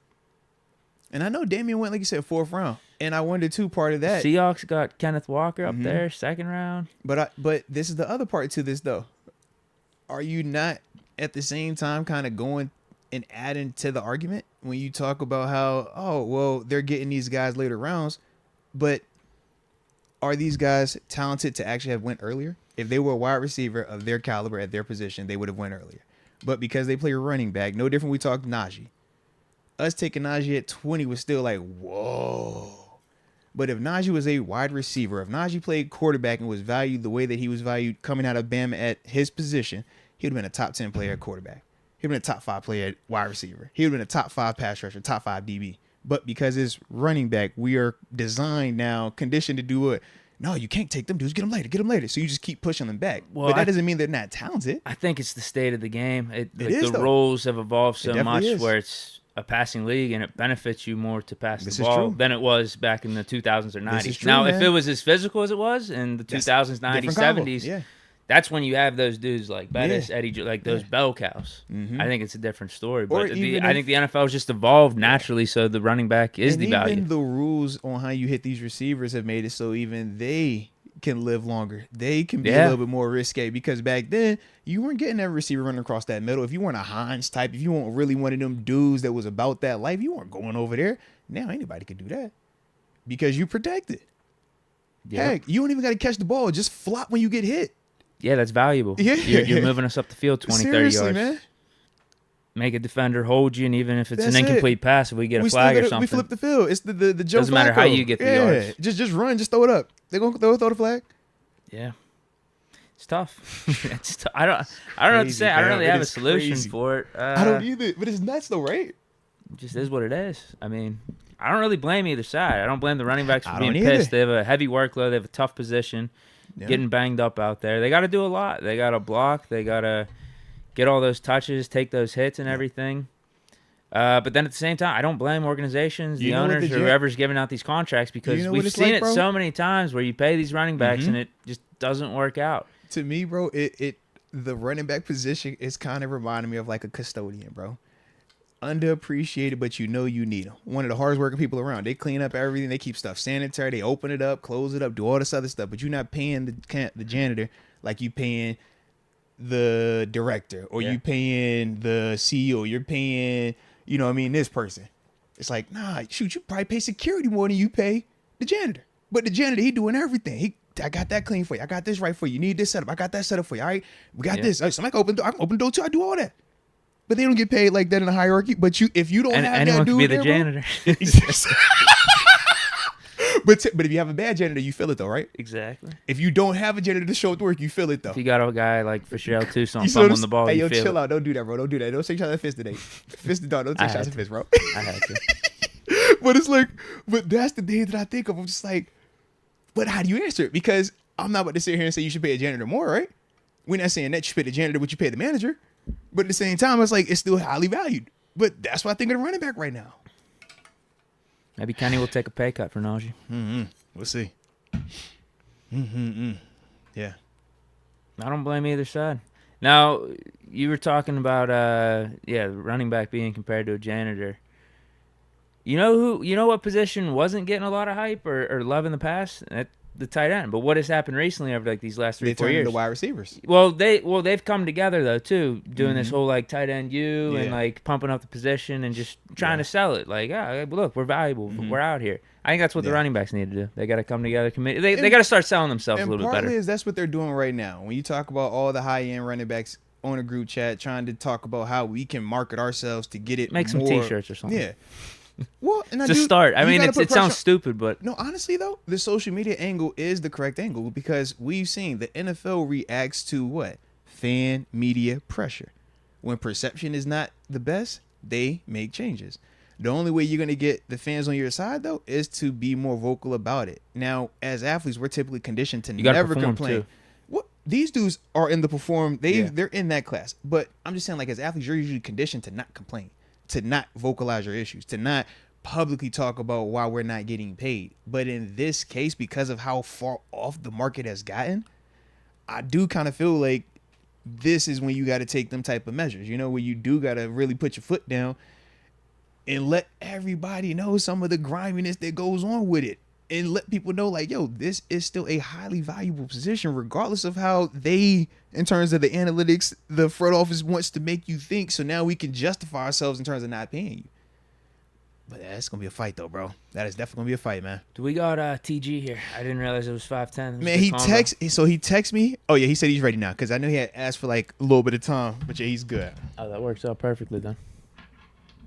All right. So, man, with that being the case, y'all hit that like button one time, man. if y'all were digging. Maybe TG has a solution. Well, no, we're going to ask TG about this, man. And we got to ask him about some other stuff as well, man. I ain't even got us set up just yet, bro. Let me get us locked in real quick, man. Take your time. Maybe I'll read a comment or two here. But that was a vibe, though, bro. I like when we had them type of convos. I did not think it was going to go that long, though. That was good. It was a good convo, we broke it down from like every angle. Well, because I think we do agree with the business stuff, the fan stuff, and just the nature of the position stuff, too. And we actually have had a running back go through this, which is kind of cool. Right. Yeah. You got to witness both sides of it where we missed Bell, but then you also saw why Bell was expendable, and you saw why the running back, in a way, is as good as the team around him. Yeah. With him going to the Jets. Nah, I would agree, man. And you still got to have – you can't be running into a brick wall like Najee Harris was doing his rookie year. I'm about to. But I want to read this real quick. I ain't even had the headphones plugged in. That's how you know it's a day. X Concepts 1 says, Najee proved he's elite rookie year behind that trash sabotage O-line. It was a sabotage 7 O-line. I rewatched the whole season, and it's clear the more you watch it. A little rewatch of the season. I was thinking about maybe going back to the 70s and watching like some Steelers seasons, game by game. After the 94 convo that we had, it definitely had me like thinking like. You thinking of that too? I wanted to go back and like watch some of it. Absolutely, bro. Yeah. All right, so let's call up TG, man. Let's see what the homie got going on and his thoughts on this here running back market, man. Yo. What the word is? What the word is, my partner? Them. How we living on your end, baby? Everything good, man. Another day. What's good? Hey, whoa, look, we got a ton of stuff we're gonna talk to you about. You already know that. Shout out to my dog. But once again, let me intro you real quick. So, ladies and gentlemen, boys and girls, y'all know who it is. The one and only Pittsburgh Steelers alum, the West Virginia Mountaineer alum, almost heaven. More importantly, though, my mother freaking locker mate, Terence Garvin, a.k.a. TG, in the building. Hit that like button one time on the front end, baby. Hit that like button on the front end. I like that. Hit it on the front end, man. You know how it is, baby. You got to hit it on the front end. But, T, man, so we've been watching this running back market, man, and some of these dudes, you know, how they've been complaining and things like that. And we low-key have been talking about that for the past 40 minutes, man. So we wanted to actually get your thoughts on it because we're trying to just figure out, how do you correct it? Is it truly an issue? And what would you do as it pertains to Najee coming up? You know what I mean? So just Are you serious? So let's talk about all this. Like, I'm so serious. It's me. It's me. You calling me? It's me. I told you about the running back market last year about this time. I'm like, bro, we're not paying those. Like, it is no disrespect, but it's just how the position is looked at. It's looked at as defensive running back. Why you gotta say it like that? He say, "Yeah, we don't pay those." I remember you saying that, but why you gotta say it like that? Bro, I love the running backs. We ain't paying those. You're not paying those. I love running backs, but in the day of like this spread offense, this basketball on grass, the day of where you feel like you can just put a wide receiver in there at running back, or you can just put your, you know what I mean, your fifth receiver, your sixth receiver. Like, it makes it hard.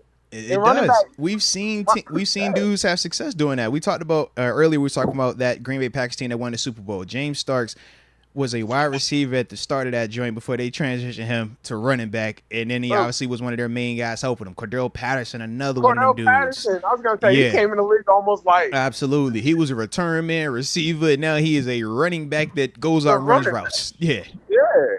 Like, it's kind of like it's just the perception, you know. It takes some skill to play that running back. Like, you got to read some stuff. You got to do some stuff. It's Bro, not you got to be athletic, too. That's the other part. Take a pounding. That block. Yeah, that definitely, too. But, I mean, think about it. Now you see coaches putting receivers at running back trying to get the mismatch in the pass game. You know? So, it's like just the position, just what it is, who it originally was, you know? But this is my only issue, and this is kind of what I said to Deke, and my biggest issue with the running back market as a whole as it pertains to paying these guys.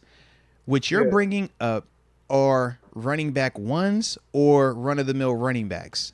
I think RB1, you don't break banks on RB1. You don't break banks on run-of-the-mill guys. Those are the guys you got to find a receiver to come in and do this, a guy that could do that. What I'm talking about specifically is a franchise running back. A Saquon, a L. Bell, Those types. You know what I'm saying? Your Dalvins. Yeah. Those types. Those are not run-of-the-mill guys that you're just finding and, oh, man, anybody could do this. Those are 3-4 players in one. And that's the dilemma to me. I'm like, if you got a Mahomes, yeah, you can get away with an Isaiah Pacheco. But if Isaiah Pacheco was our running back last year and it was not Najee Harris or somebody to that standing, I think that our offense looks a lot worse last season. And that's part of like how I look at that convo of anybody could play running back versus when you have a guy at the running back position. I agree with you. I mean, I think so. That's where I think the whole conversation is nasty because I think Saquon's not just a running back. I would agree. Business runs through Saquon. So it's like that's we know who the best player on the Giants team, the best player on the Giants offense was. It was Saquon. Yeah.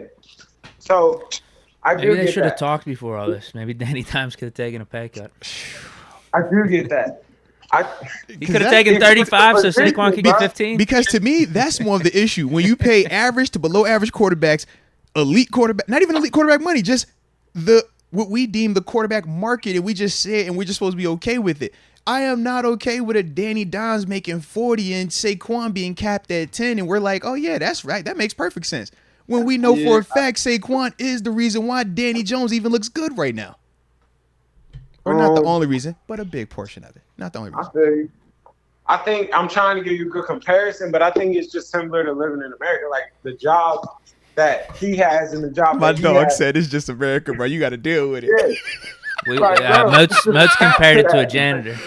I feel bad, but I did. I said the running backs are the janitors of the building. They do all the grunt work you need them. If they're not there, you notice it. If they're not good, you really notice it.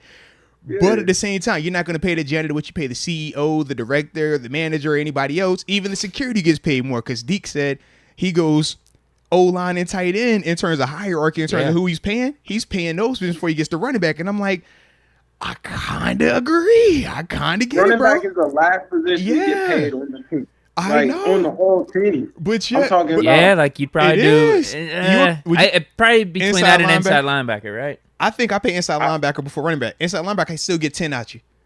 And it can set your defense. Depends on who you're talking. Yeah, it depends on the players. But yeah. But I can at least, like, the franchise equivalent. So Saquon Barkley's equivalent would be Roquan Smith, right? If we're just saying apples to apples. I had no issue with Roquan getting the deal that he got. But now if Saquon got a deal like that, we'll be over here like, whoa, bro. Tougher to find elite linebackers in the draft, too. Whereas, as I mentioned, you could find some really good running backs third, fourth round. But inside linebacker, we talked about how you don't have to have a guy at inside. You can just put just kind of anybody. A safety there. Yeah, you can still make it work, so to speak. Yeah. And make it work. Yeah, I think, running back will be last. Gosh, man. Well, did you see that one comment on Twitter? Someone said Justin Tucker's more valuable than any running back in the league. See, I don't agree with that. I low-key might agree. Justin Tucker can't put you in position.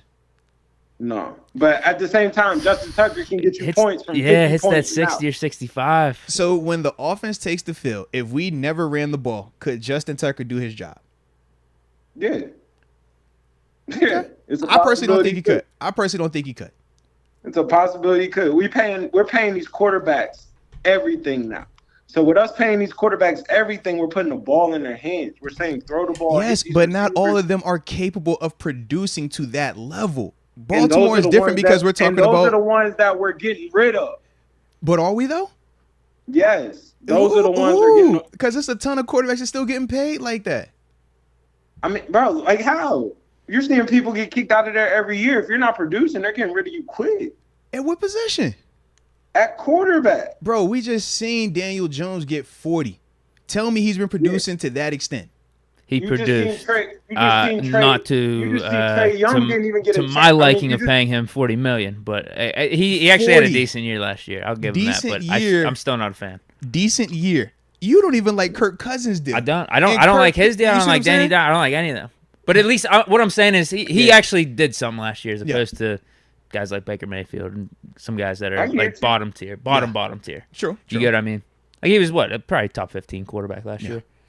So a top 15 could get 40, but I don't arguably a top 3 running back is capped at 10. With it. I'm not agreeing with it. It's crazy to me. But you can't. But this is my whole issue though, TG, and I agree with y'all. But this is why I still get conflicted. It's not valuable enough to pay it, but it's valuable enough that I can't win without giving you the ball 400 times. That you got to touch it 400 times. You got to be heavily involved in some capacity, unless I have a franchise caliber quarterback, which we know is what, 5 to 7 of them dudes realistically walking around. But yet I'm still not valuable enough to get paid. That doesn't add up to me. When I look at this offense the past 2 years with Najee Harris, and I say, if I took out Najee Harris's production, we are not winning as many games as we've won.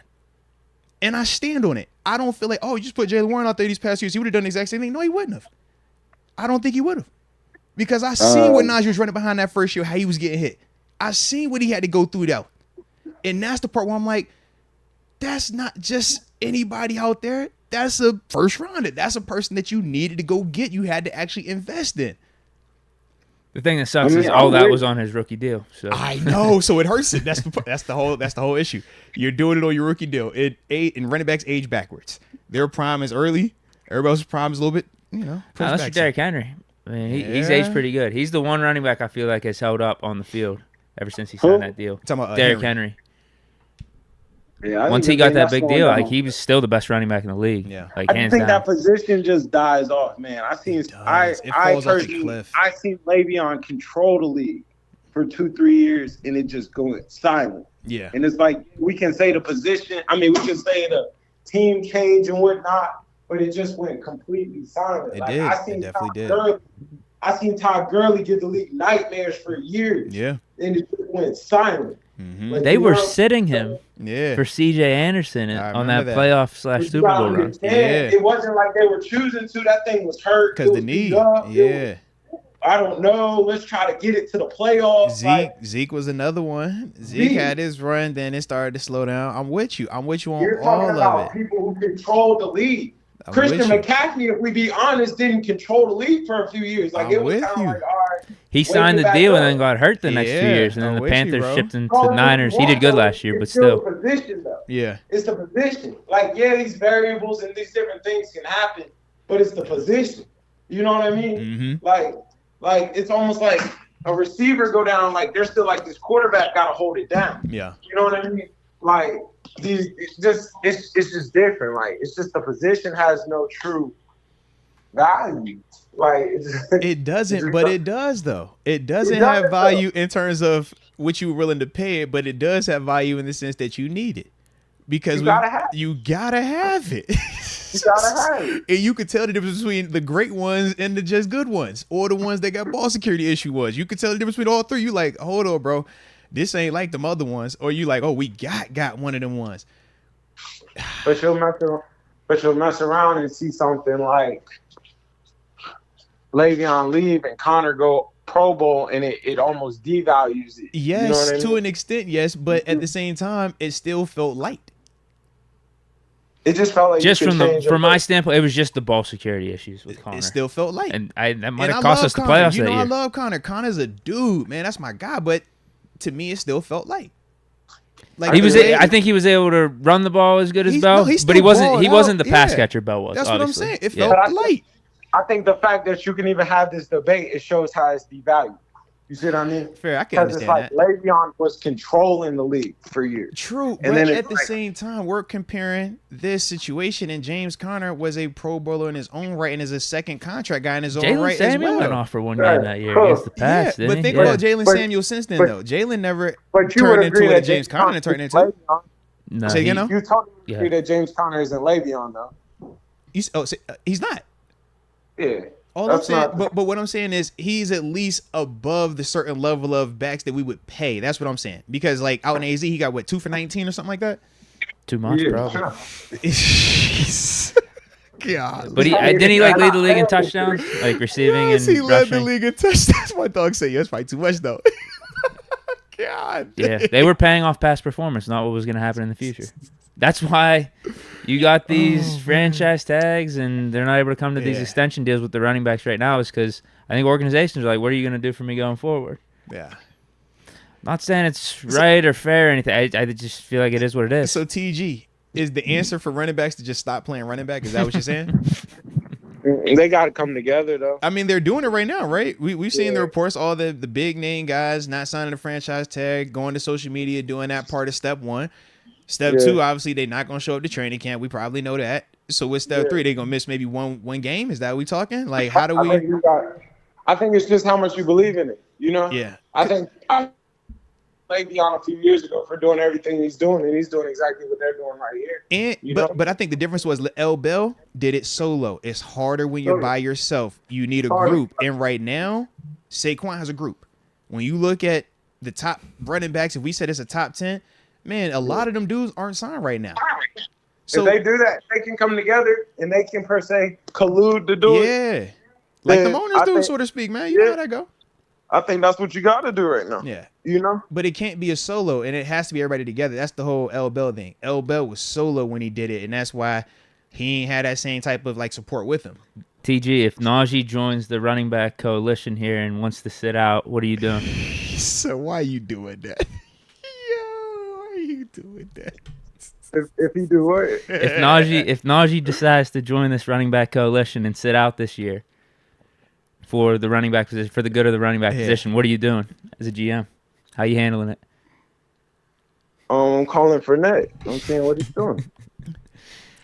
Now, we were having this debate about Fournette. We did. Do you really feel like you're missing that much without Najee and bringing in a Fournette? Is so undervalued. You just proved a point right there. Like, sit out if you want. I'm going to call Fournette. But this is my issue, though. Like, I look at the sit out if you want Najee. I'm going to call Fournette. Okay, cool. But what happens about the next one? Because there's not another Fournette sitting out there right now. And I look at, and I told Deke the same analogy with the Titans. A.J. Brown, Julio Jones, DeAndre Hopkins. All three nice, all three can cook, but tell me there's not a difference between all three. There is a difference. That's a whole different scenario, though. But you know what I mean? See, I agree because the age stuff like that, but what I'm speaking on specifically is the production and the caliber of player and what it means to that offense. But you got to understand, with like, A.J. Brown versus with a Julio versus with a D-Hop, that's how I look at this Najee versus a Leonard Fournette. No. It's not even close to the same because at the end of the day, at a running back, all I really want is 3 yards. If you give me 3 yards, if you're looking for a basic running back, but you got to have a franchise caliber quarterback. We don't play our offense like that. Yes, you do. Are we talking about the Steelers? Yes, we're talking specifically Steelers right here. All right, you're talking about the Steelers who drafted that quarterback in the first round. I hear you. That's what you're talking about. I hear you. You're talking about the Steelers who drafted that left tackle in the first round, right? I hear what you're saying. You also drafted Najee in the first round too, though. All right, cool. But you're talking about that Steelers that just paid a receiver $18 million over there a year, and you're talking about the other one that got a 6'4" receiver. That's I'm with you on all that. I'm with you on all that, bro. I'm with you on all that. But tell me what either offenses look like this year or last year if you don't have a 1,000-yard rusher back there. You tell me what that pass game looks like when Kenny Pickett had to throw the ball 40 and 50 times. You tell me what that offense look like. I would love to know the average. I think you're saying the big number. Tell me the average. How much did he average a carry? Okay. Well, and that's the combo with Najee. That's always the issue with him. Are you volume or are you nice? Because that's the convo. But I can get volume 3s. Yeah, you can get volume, and that's a big. Not a bad pass catcher either. And you combine him with Jalen Moore. But that's the question with Najee though. But is that not coming out of somewhere that can go get me a? But TG, all I'm saying is that's the question surrounding Najee. And we talked about that before. We're not talking about Derrick Henry sitting out because we're saying Najee has to prove that he's a franchise running back. Right now, he's just RB1. We don't pay RB1 what you pay these Saquon types. What I'm speaking on specifically is when you're having the franchise caliber type in this type of scenario where you don't have a top 5 quarterback. You have to pay them dudes. You got to look at that and say, man, that is a little bit more valuable. Like Saquon. The only one you're naming is Saquon. I'd throw Henry in there. Henry might be the only guy for me. And that's where the whole I think he's to me, he's the guy that stands out above all the other running backs. You're literally answering Jonathan Taylor? Jonathan Taylor's not in that convo? He's in like I think Henry's in his own tier. All right. Like peak Henry. Fair. Like, I don't think anyone's doing what Henry did for the Titans. Fair enough. But is that still Derrick Henry? Oh, man. This year? He was awesome last year. His quiet year, he still went for what, 1,300? Cool. Dale, you was 1,300, bro. It might have been 14. I think it was 1,425. If I remember correctly. Dale, you was 1,425. I'm with you. I'm with you. You're talking about Mr. 2K though at a time. All right. Yeah, you're talking about. Like, I hear what you just tried to do. I'm with you. You're talking about right. Mr. 2K. All right. So he's the outlier of the out. He's the AP then. That shit went for 2K. I would, yeah. So he's the Adrian right. Peterson outlier. And I got you. I feel like they got him for a steal. They only got him for like They got 12. him 12. Yes. And then he's still been the best running back in the league when he's because not he been hurt. signed what was going to be the franchise tag at that time. It was like that. Talking about when Derrick Henry signed for 12 per year during his deal. That was like what the franchise tag would have been like in that frame back when he signed his deal. That was a good deal for him at the time. No. It's tough. It's the market. What are you, TG? What are you doing if you're Raiders, Giants, or Cowboys with these running backs? I mean, if I'm the Cowboys, Well, I guess the deadline already passed. Yeah, but let's say we could rewind like a day or two. Are you what's the max you're willing to pay him for multi-year deals? Right. If we know right now at 1 year 10 is the cap, what would you have went up to? 1 year 10. That's it. God, I love this dude. This dude TG crazy. Say, bro, what? He said it 1 for 10. I'll bet pay 1 in 10. All right. I'm not going over 10. Not 10-1, not 10-2, not 10-5. Yeah. 10. So I might try to get you for the 9-9. I might get you for 9. You want me to buy the highest? No. No. And if We need to get TG in the front office. TG is definitely a front office guy. You see, Yeah. I need to be a coach. I care. I'm like, nah, man, everybody need to get a bag. TG, well, you said 10, you're getting 10. Nothing more. In fact, I want to get you even less. Like, yeah. It's still $10 million, right, TG? It's still $10 million. If Fournette won't come out here, where's Rojo at? If Rojo won't come out here, it's no way we're talking. It's no way we're going there. Like, y'all are trying to just make it like anybody can just play the position. TG, you done dealt with these running backs, bro. We not gonna sit here and act like there wasn't a difference between a Fitz and a L Bell, between a Isaiah P and a L Bell, between a Dagon. What was my man? Oh my gosh, the Ben Tate. Wasn't Ben Tate? Was it Ben Tate? Was it Ben Tate? Ben Tate Don't was be the guy, bringing right? up these guys. You know what I'm saying? I'm thinking all these dudes versus album. Like, No bro, one's feeling good about any of those running backs going into the season. But y'all make it sound like, y'all make it sound like y'all can just throw any of them dudes out there and they gonna give me what L Bell was giving me. You're not doing that. No, you're getting a portion of it, but you're paying them way less because again, it goes down to the roster and salary cap allocation. But does that not hurt me though? Because when you start paying them less, and now if it's L Bell can stay out there for every single play, run play, pass play, block play, it don't matter. The Eagles went to the Super Bowl last year. They had Jalen Hurts. What is Jalen Hurts? Jalen Hurts is a franchise caliber quarterback. Tell me another one that doesn't have a franchise caliber quarterback. Franchise caliber quarterback. That's where we're at now. That's what we're doing. Is he not in that? He was an MVP finals last year. Was he not? Bro, he was a MVP. The trade was a done trade. finalist. They had Russell Wilson traded. It was a done deal. Russell Wilson is a Super Bowl winning quarterback. We're talking franchise, like in terms of just the caliber of player. That's all I'm speaking of, the caliber of player. All-American. No, we didn't say that. But let's not. We're talking Russ before he went to Denver. Before Russ, the Eagles had made that trade. But this is what I'm saying. I'm talking about the information that we know now. Hurts proved it last season that he is that type of quarterback. Okay, that's what I'm saying. Sure. Let's go to a quarterback that's not a franchise guy, Jimmy G. Right? When Jimmy G was on his run, Jimmy G went to the Super Bowl. Now, okay, so did he get the credit for that? Nope. Don't act like he ever has. Kirk Cousins, don't act like he ever has. Tannehill, don't act like he ever has. We could go down that list. Don't try to act like a regular quarterback that didn't have success postseason or even in the regular season. You just named a bunch of people that's never won nothing. Bro, but they still have pushed it. They still have been competitive each and every season in terms of relevancy. But they never won nothing. But what I'm saying is this. Won something is only going to go back to the same 5 franchises that have franchise caliber quarterbacks. Brady, Mahomes, right? Philly was the one-off. But other than that, it's been Brady, at this point, it's really only Mahomes and Russ in terms of current quarterbacks? Okay, because the other one was Brady, New England, and Tampa. So you're trying to just make this franchise quarterbacks. So if you do not have the franchise caliber quarterback with repeats in that same group, it's not like it's been 3 or 4 different champions. No, Mahomes, he didn't repeat it. Brady didn't repeat it. All these who talk. So I'm like, if you don't have a franchise caliber, top 5 caliber quarterback, you tell me running back just don't matter at all. Like, I don't see that, man. What I'm saying is you have to run the ball to win. You have to run the ball to win. Yeah. We know that. That's no secret. You have to run the ball to win this game. So I'm not declining that. But all I'm saying is the position just isn't valued, like how you're trying to put it. Like, because I got what you tried to just do, and I'm just saying, like Miles Sanders, like really led that run. The Eagles.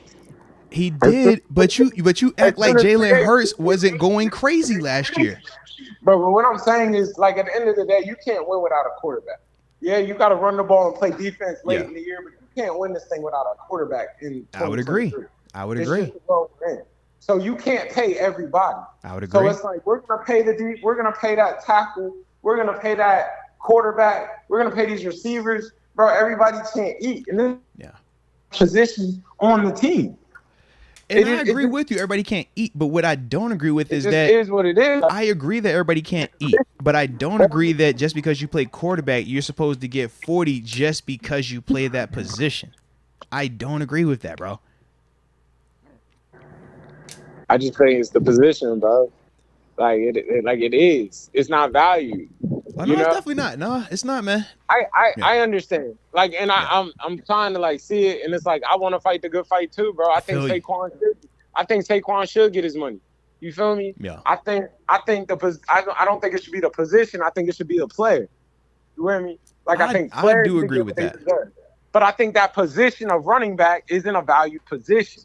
Like, I'd love to see Saquon eat. I think Dalvin should get what he deserves. I think these guys should get what they deserve, but I think it's that position. So Deke brought up Deebo Samuel. Deebo got paid, but is Deebo a wide receiver or is he a running back? And I remember when you see Deebo made it clear. He did. I'm not taking no more handoff. He did make it very clear. He said, "You're not gonna give me the ball and not pay me like that. Fall for that. We're not doing that." But they tried it. I don't want that no more. They tried that. So is that the answer? Le'Veon should have said I'm a receiver. Because I'm like, is that the answer? I'm like, is that the answer though? The Deebo Samuel route where he's like, bro, I'm not that. If you're not gonna pay me like this, I don't want those touches. Bro, I think it is what it is. Like, in a sense, like, bro, you live in this neighborhood, your house is this much. Like, it just is what it is. That boy say, yo, you screwed, man. You chose to stay there. That's where you at now. All right. Hey, you know what it was. No one made you buy that. You bought that. You gotta eat that. Jimmy Graham was a tight end. He tried to say I'm a receiver. Like, some people are tweeners. It just is what it is. Yeah. But it's like, it is what it is. Like, that's what it is. The running back position is not a value position. Like, I think it's just saturated with good guys, too. It is, though. It is a ton of good players. Yeah. Like, a lot from of good players. 1 to 32, like, there's a lot of good running backs, but in terms of like really good cornerbacks, those are tough to come by. Really good quarterbacks, I'm with you. Really good left tackles, supply and demand. It's a lot more supply of running backs. But you're really saying exactly what kills it, because you can get you a good running back, like you just said. Yeah, we just talked. I mean, Damian Pierce in the 4th round last year, Pacheco in the 7th. Ramondre Stevenson. No, absolutely, man. Bro, that running back from Pitt is a really good running back. He went like 3rd round. I've been saying that. You've been watching his tape. And he's sitting behind like a Brees Hall. Yeah, isn't it? He's up with the Jets. I wouldn't be surprised if he got an opportunity. He'd go off because of that. He'd be behind the Jets. Jets O-line's all right. They're decent enough. But then Aaron Rodgers, those receivers, like I think he'd actually do pretty well. But that just show you how replaceable the position is, because it's like, bro, this dude was possibly Rookie of the Year last year. Now, we're saying that under the premise of them having Aaron Rodgers as the quarterback. If it was Zach Wilson as the quarterback, I do not agree with you. Brees Hall was cooking with Wilson, though. That's what I'm saying. And that's what I'm saying in the sense of to act like we could just replace Brees Hall and it would be the same level of production. I don't agree with that. But that's a little bit to my point, though. I just don't know how valuable the running back is to the win total of the team. Because Brees Hall could be cooking, but if you have Zach Wilson and what the Jets offense looked like last year. But how do we say the win total when you can't win without having a successful running game? I think you could have anyone be successful at running the ball. Or not anyone. You get what I mean. Like, you can put 1 through 32 back there and get it done. If you have a franchise caliber quarterback, which in this scenario for the Jets, they do. But if you're Green Bay, I don't agree with that. If you're Green Bay, do you feel you could just put anybody at the running back position right now if you're Green Bay with Jordan Love? You just throw anybody back there? If you don't have a franchise quarterback, you can't truly compete. All right. Well, that could definitely be the answer. That's really what it is. If you don't have a franchise quarterback, it don't really matter what you got back there.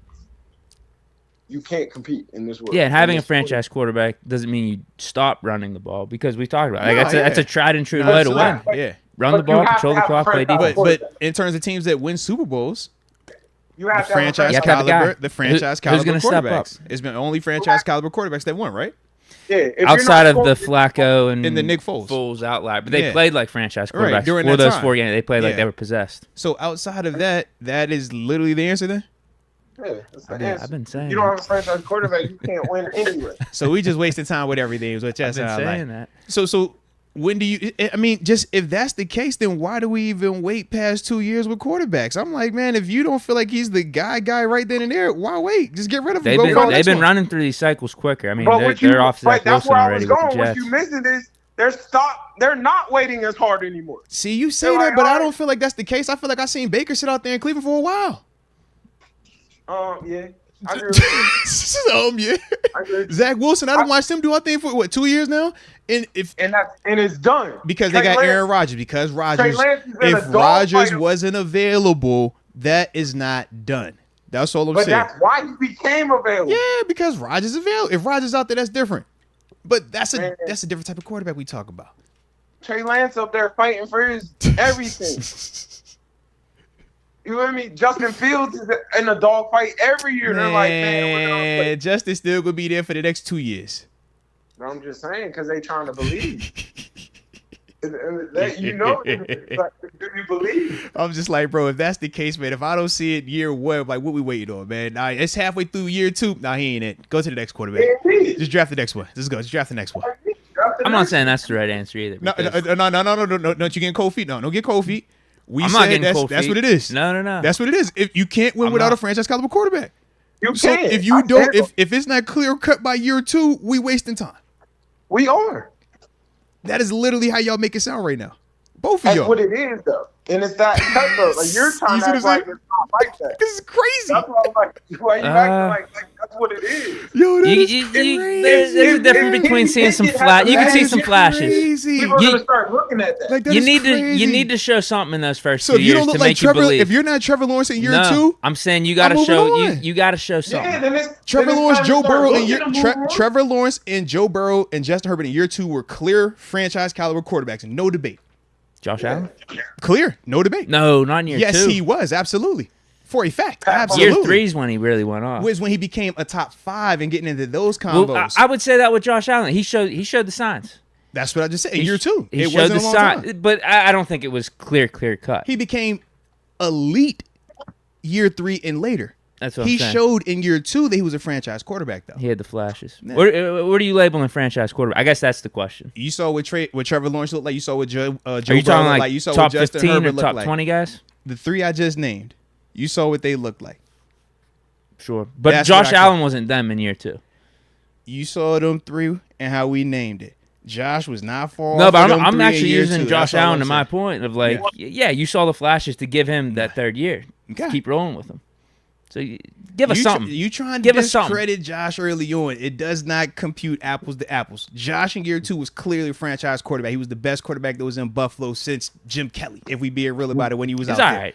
That's cool. He still had some. That's cool. You were the outsider looking in. He I'm still had boots on some the touch ground. issues with his throws. All I'm saying is I'm boots on the He was ground. throwing some fireballs. I'm boots on the ground. You catch the highlights. You know what I mean? It's a difference. The same way you swear by Kenny because you watch Kenny. Yeah. That's how I know Josh. I've already seen those flashes. You catch that's all I'm saying. Yeah. We're ready if to roll. Kenny doesn't have a good year this year, I'm like, Kenny will be in this conversation. Okay, because that's what I'm just trying to figure out. Is that what the standard is? Like, is that really how cutthroat this quarterback position? It has to be a franchise caliber quarterback. Otherwise, you're not. Why you're wasting time? I think it's like this though. If the quarterback don't go, a coordinator or a coach or somebody goes. You see what I'm saying? For sure. Well, you know who the scapegoat is. Come on, man. You already know who that is. They're gonna blame it on something to make the story look a little bit cleaner, and then they'll fix it. But something has to happen, though. Something has to happen. A head will definitely roll. Absolutely. Yeah, but you know, coaches go before players anyways. Well, just somebody has to go. Coaches go before players. So you know that if we all know the coach that would go if Kenny didn't play well this year. Yeah. We're gonna be fine. If that doesn't work, then he has to go. Right. I'm telling you, we'll be fine. Fair enough, man. All right.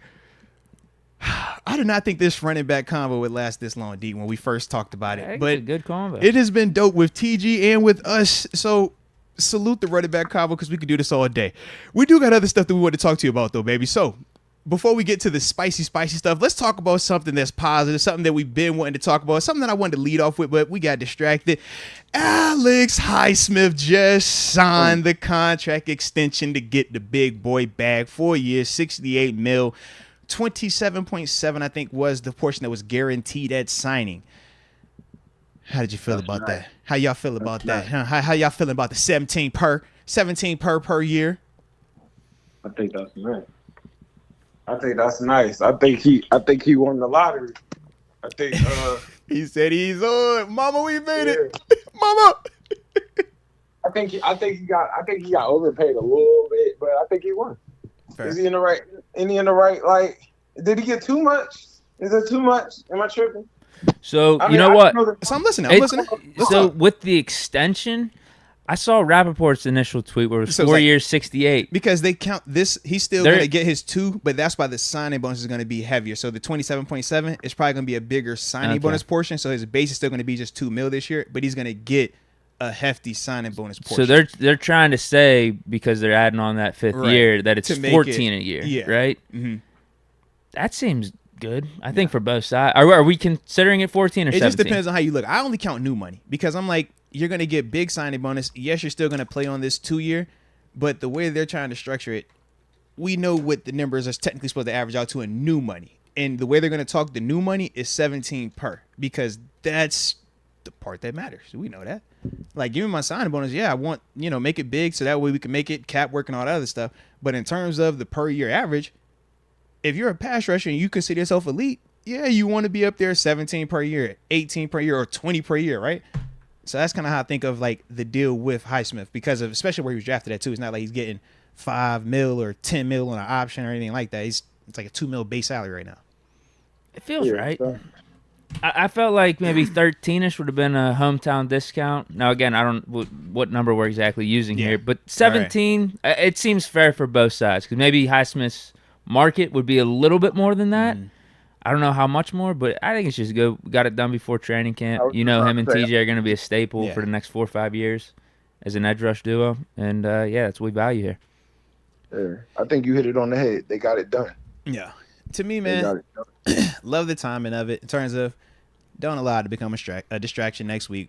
I think me and you talked about that. JPJ. Yeah, with JPJ, we're like, yo, are you going to get this deal done, or is it going to be, are you holding out? What we got going on here? So at least we know with Highsmith, that's not even going to be entertained. We don't have to deal with is it a holdout or is it a hold in? We've seen those lately.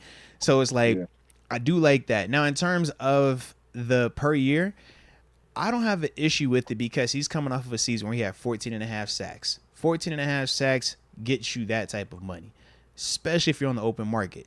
The situation here is a little different because we got TJ, and TJ's getting, 30? I think it was right? Almost. Yeah, almost 30 a year. So we know that kind of changes how we feel about it when we feel like we got a TJ. But knowing that we have a quarterback on a rookie deal, I don't mind the 17. If we had a quarterback that was getting paid, it's a different convo. I'm like, man, we can't pay Highsmith 17 when you got a TJ. I need to cut that number down. You know what I mean? But with the way that our system is set up right now, Highsmith has earned that money. In terms of just his play, he's shown that he is capable of getting that type of money because that's what he would get on any other team right now if he was out there on the open market. Because he's a complete player in that sense. He's not TJ, but he's a daggone good rusher. He's a daggone good player against the run. He's going to stay out of trouble. He's going to check all the boxes. In Pittsburgh, I feel like he's homegrown as well. We know in Pittsburgh, they take care of the guys that are homegrown. Pure blood, as TG like to call it, pure blood. You know what I'm saying? Yeah. So when I think of all of that, I think of it being a third round. I think of you playing the sexy position at outside linebacker. I'm like, man, everything is checked off for you to get your money the way that you should. And knowing that it's a marquee position in the league and that you could probably even get $1 million or $2 million more on the open market, the 17 per year, I ain't tripping on. I think it's good. I think it's appropriate. And he's not going to be one of those dudes that gets the money and is just going to lay down and be lazy. He is going to keep working. Too. Yeah, he's definitely going to work. Yeah. And he's gotten better each and every season. You look at his numbers against the run, his numbers in terms of tackles for loss, forced fumbles. You watch him in terms of pass rushing, not just the stats of getting sacks. Because as we know, not all sacks are created equal. But you just look at him in the way that he's winning. He has a platinum move in terms of his spin move. We know when Highsmith comes out, it's like, yo, he's going to got speed rush, he's going to spin you inside. And we've seen that move work numerous times versus all type of tackles. Pro Bowl tackle, first round draft pick tackle, run-of-the-mill tackle right here. But we've seen his move can go at home, away, early in the season, late in the season. And that's another thing when you talk about your game aging and why you would pay him $17 per year. You look at that and you say, how does he win? He has skill. He's not winning by scheme. You don't want to overpay a dude that wins by scheme. You want the dudes that could just, if I drop him over, he could win one-on-one. And not to knock TJ, but he's doing it against the left tackle. We all know the left tackle's dog. That's supposed to be your best offensive lineman. So for you to be doing that every single week, like we've seen, and improving each and every season, and you don't give me no nonsense off the field, no nothing. Like, I don't even feel like I have to worry about you coming back to the table in 2 years talking about, man, I want more money. I feel like I'm good with you right now. So that's why I'm like, I love it. Yeah, I just watched. I kind of just watched this all the sacks of the Steelers, and he definitely wins. He wins. He gets a lot of sacks from it. He runs it really well though. He's definitely a threat off the edge. So he's not all scheme. Like exactly what you said, he's not all scheme. So that makes him valuable. You know. Yeah. I think he could have came a little bit cheaper because he is home. Yeah. You know. So that's why I said I thought it was a little bit high. Yeah. Just seeing the number. But because they almost paid him like he was on the market. They paid him like he hit the market. Low key, that's what it seemed like. I get what TG's saying. Like he's overpaid for being here. Like the discount should have been get for 14, 2 or 3 less. Stay for 14, stay for 15. Which is kind of low key crazy though to make you think they got that big discount out of TJ. But this is my question then. What do they think his market would have been if they're willing to pay him 17 and he didn't even negotiate with another team? Think about it. Most times you run the number up when you get a chance to have a dance partner. When I got an offer from this team over here and I come back and say, well, they talking this, what you going to do? So for them to pay that, I'm like, salary cap going up at all next couple of years or something? I don't know. Like, you know, Omar Khan knows all this. You know, that's the wizard, baby. So maybe he's viewing it as a discount in a way. Like, salary cap's getting bumped $5-10 million over the next 2 or 3 years. Highsmith will be in his prime. He's an edge rusher. Like, this will be a perfect deal. Yeah. I mean, they got it done, you know? Yeah. So, do the expectations change now for Highsmith? No, he's double-digit sack guy. I think that's what we need every year. He got to keep on keeping on. You said double-digit sack guy? Yeah. Okay. Sure. Yeah, I agree. I feel like this changes your floor is now 10. Yeah, you got to keep 10 on is the floor, on. bro. Sure. 10 is the floor. You got to be the guy. Like, you got to continue to be a high-level Robin. Like now it's expected. Like you got to get home. Yeah. We can't have games where we feel like, yo, where's our pass rush at? That can't be in the combo. No. Yeah. And if TJ go out, it still got to stay hot. Tape got to stay hot. You basically said we got 2 of these. We're all right. Yeah. All right. Because this is ultimately what we passed on when it was TJ and Bud. When we allowed Bud to leave, we said we'd just draft something else. We'd be all right. Basically said we all right. Yeah. We're going to be all right. All right. I like it, baby. I like it. I like it. All right. Well, shout out to Highsmith, though, man, and his money, man. All right. Well, now it's to the most serious part of the convo. This is the part that, you know, people have been asking about before the show even started. And it pertains to somebody that you're really fond of, man. One of your guys. You know what I'm saying? So for those of you that may be out the loop, Antonio Brown, former Pittsburgh Steelers wide receiver, number 84, AB. TJ's partner them. That's TG Homeboys. Remember that? TG Homeboy. So he was on the grid, on IG, or no, it was on Twitter today. You know, he was requesting some action. He wanted to get involved with a young lady who, you know, has a little bit of stuff going on with the husband and opening the marriage up, porn, all type of craziness going on, back and forth. But ultimately, I just need to see, man, how you feeling about the scenario, baby? Is he out of pocket for taking a shot at the man's wife?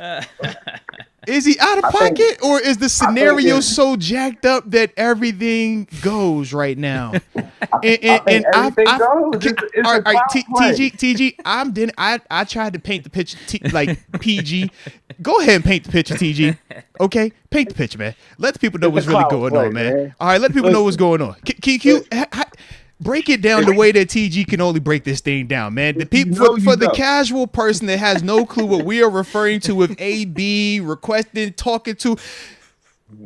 Can you maybe you could do it better than I can. Okay. So the porno was recently the #1 porn ever made on Pornhub. They rated #1. You know, so this is like a movie that's like it's a bestseller.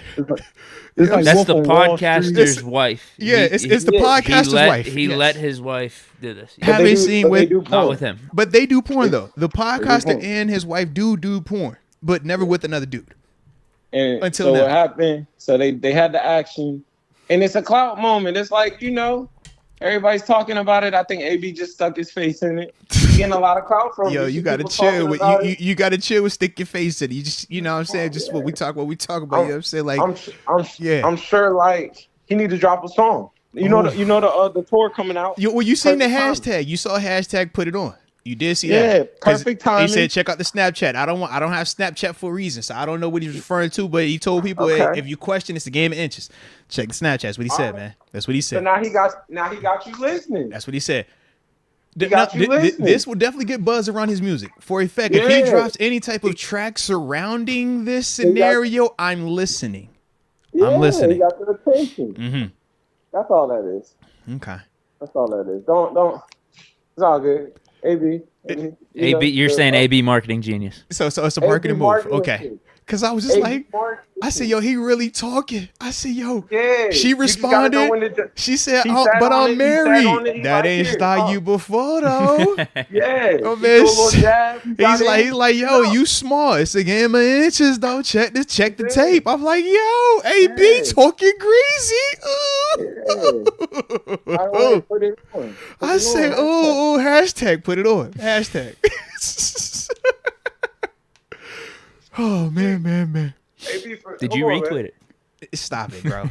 Of course I did not. In fact, I'm like the ghost follower. I'm like, yo, I'm going to watch it. I want to see the storyline, but I don't want no parts of my thumbprint on it, okay? They be like, how you know all of this? Just know I know, okay? But plausible deniability. I got to keep some layers of separation, all right?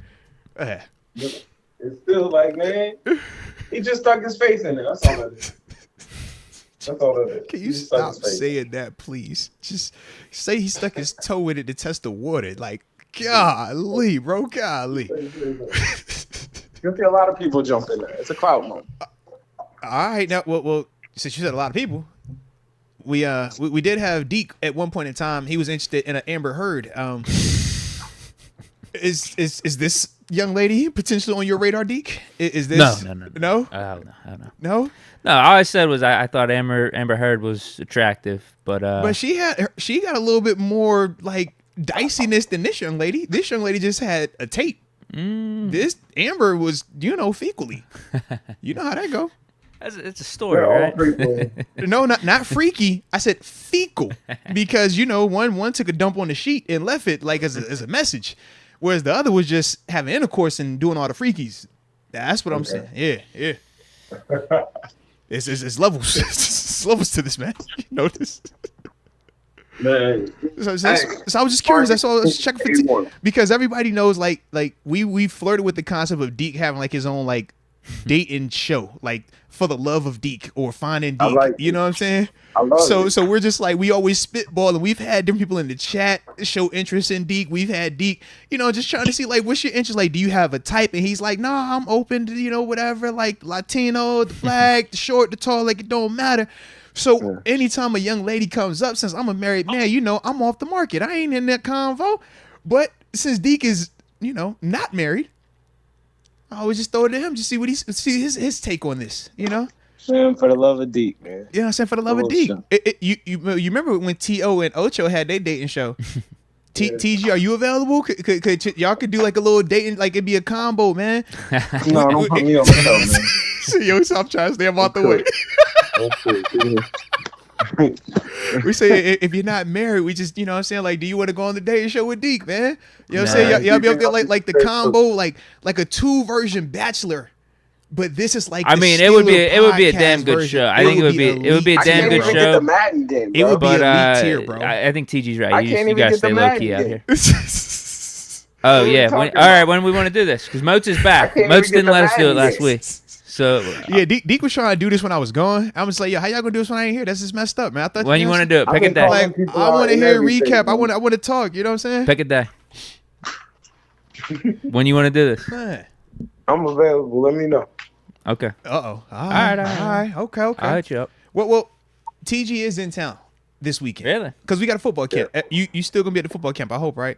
I would say you gotta be at this camp, bro. All right. We got a lot of things on the table here. We need you to be at this camp now. All right. So he's supposed to be in town, man. All right. Just throwing him out there. But anyhow, I like that though, man. I like that. So all right. You seeing these Madden ratings though? They're screwing my team over. No, my team is great. I love it. I love the ratings. I'm not complaining at all.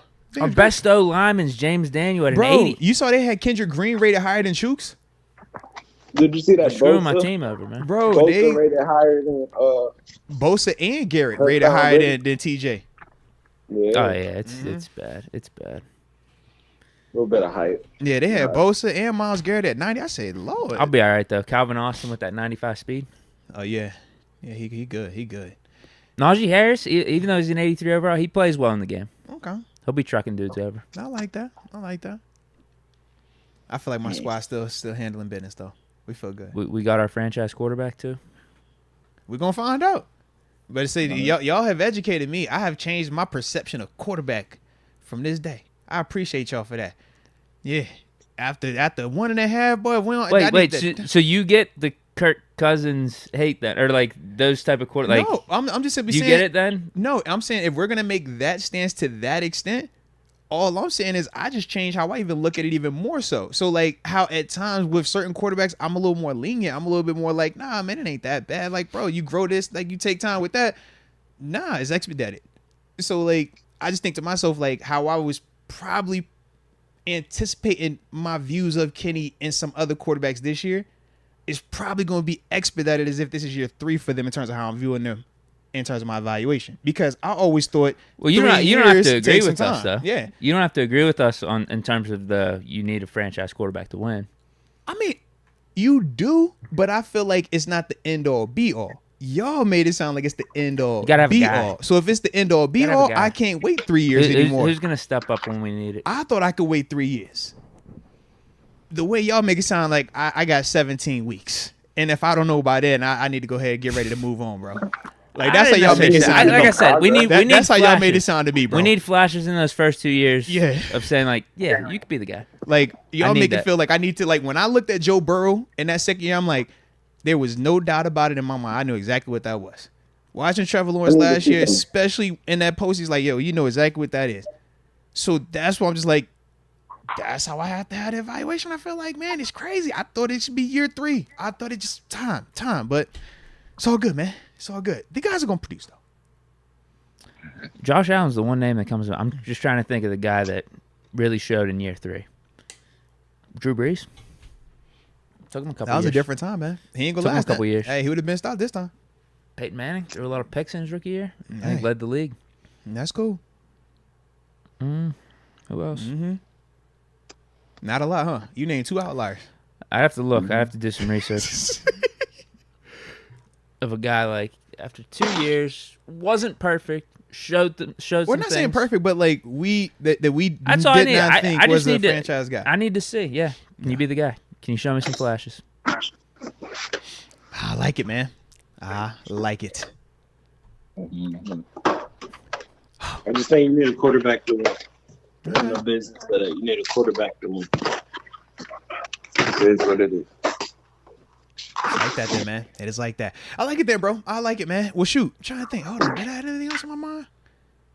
I'm trying to think. I was about to say, make sure we quarterbacks. weren't forgetting something, man. No dog. I'm good. Hey, free NCAA, man.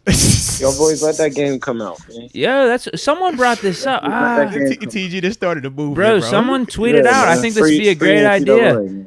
They should just let that release game come. NCAA 14 on the online marketplace on like PS5 and Xbox.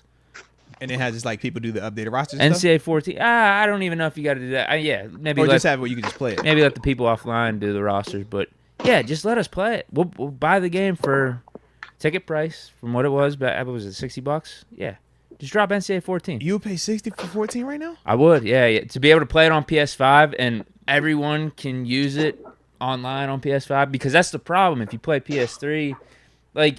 Not everybody isn't gonna have that, yeah. No, yeah, not everyone has PS3. You can still play online. They still got the servers working. Oh, work? Okay. Yeah, they do. But yeah, who's got a PS3 and who has NCAA 14? Yeah. Where it's enough people that you could be. Yeah, up there anyone like could get it then on Yeah. PS5, Xbox. Yeah, hell, we could do an online dynasty for the podcast. Yeah, all right. Virtual. That'd be fun. Just free to Sean, go. who was nice in 14? Who was nice? That Oregon back then in 14? No, that might be Shoelaces. That might be Michigan. Kayvon was I nice. think in 14. Bama was ranked pretty good from what I can remember. No, yeah, 14 was like Florida was all right. Yeah. 14 was like Tyler Boyd. Yeah. 14 was like Pitt, yeah. yeah. that was Alright. 14. I don't even remember. Because we got the custom rosters last year when we played it. And it was Pitt's 2021 or 2022. Yeah, it was 2022 team. So I don't even remember who they had as like, QB number 5. Yeah. Or, you know what I mean? They didn't have the actual names. All right. Well, shoot, man. My Free God. NCAA. Everything else is good. All love. Safe travels for you, man. And I see you tomorrow, broski. Till next time, y'all. My dog, baby. Peace. Shout out right there, man. The one and only TG, a.k.a. Terence Garvin. Almost heaven. Well, we're at 6:07. Bro, how does this happen? We ain't even got the supers. Let's get to that because Just roll with those? Yeah, because I we agree. hit the running back market. We got TG. We Got talked some Highsmith, Highsmith yeah. with TG. All of us talk Highsmith. Yeah. And we even talk QB market in the running back market and all that other stuff, man. Yeah, I think we pretty good with that. Sure. Yeah. Zinzins. Did you see the Steelers already? Oh, time out. Y'all hit that like button too if y'all been digging This show, was the man. hot topic I Make was sure y'all talking digging about the at the interview beginning. as well, man. Zinzins. Did you see the Steelers are reportedly trying to trade for Denzel Mims? Well, he got released. I did see So we don't that. have Yeah, to he got trade released. for him. Yeah, he got released.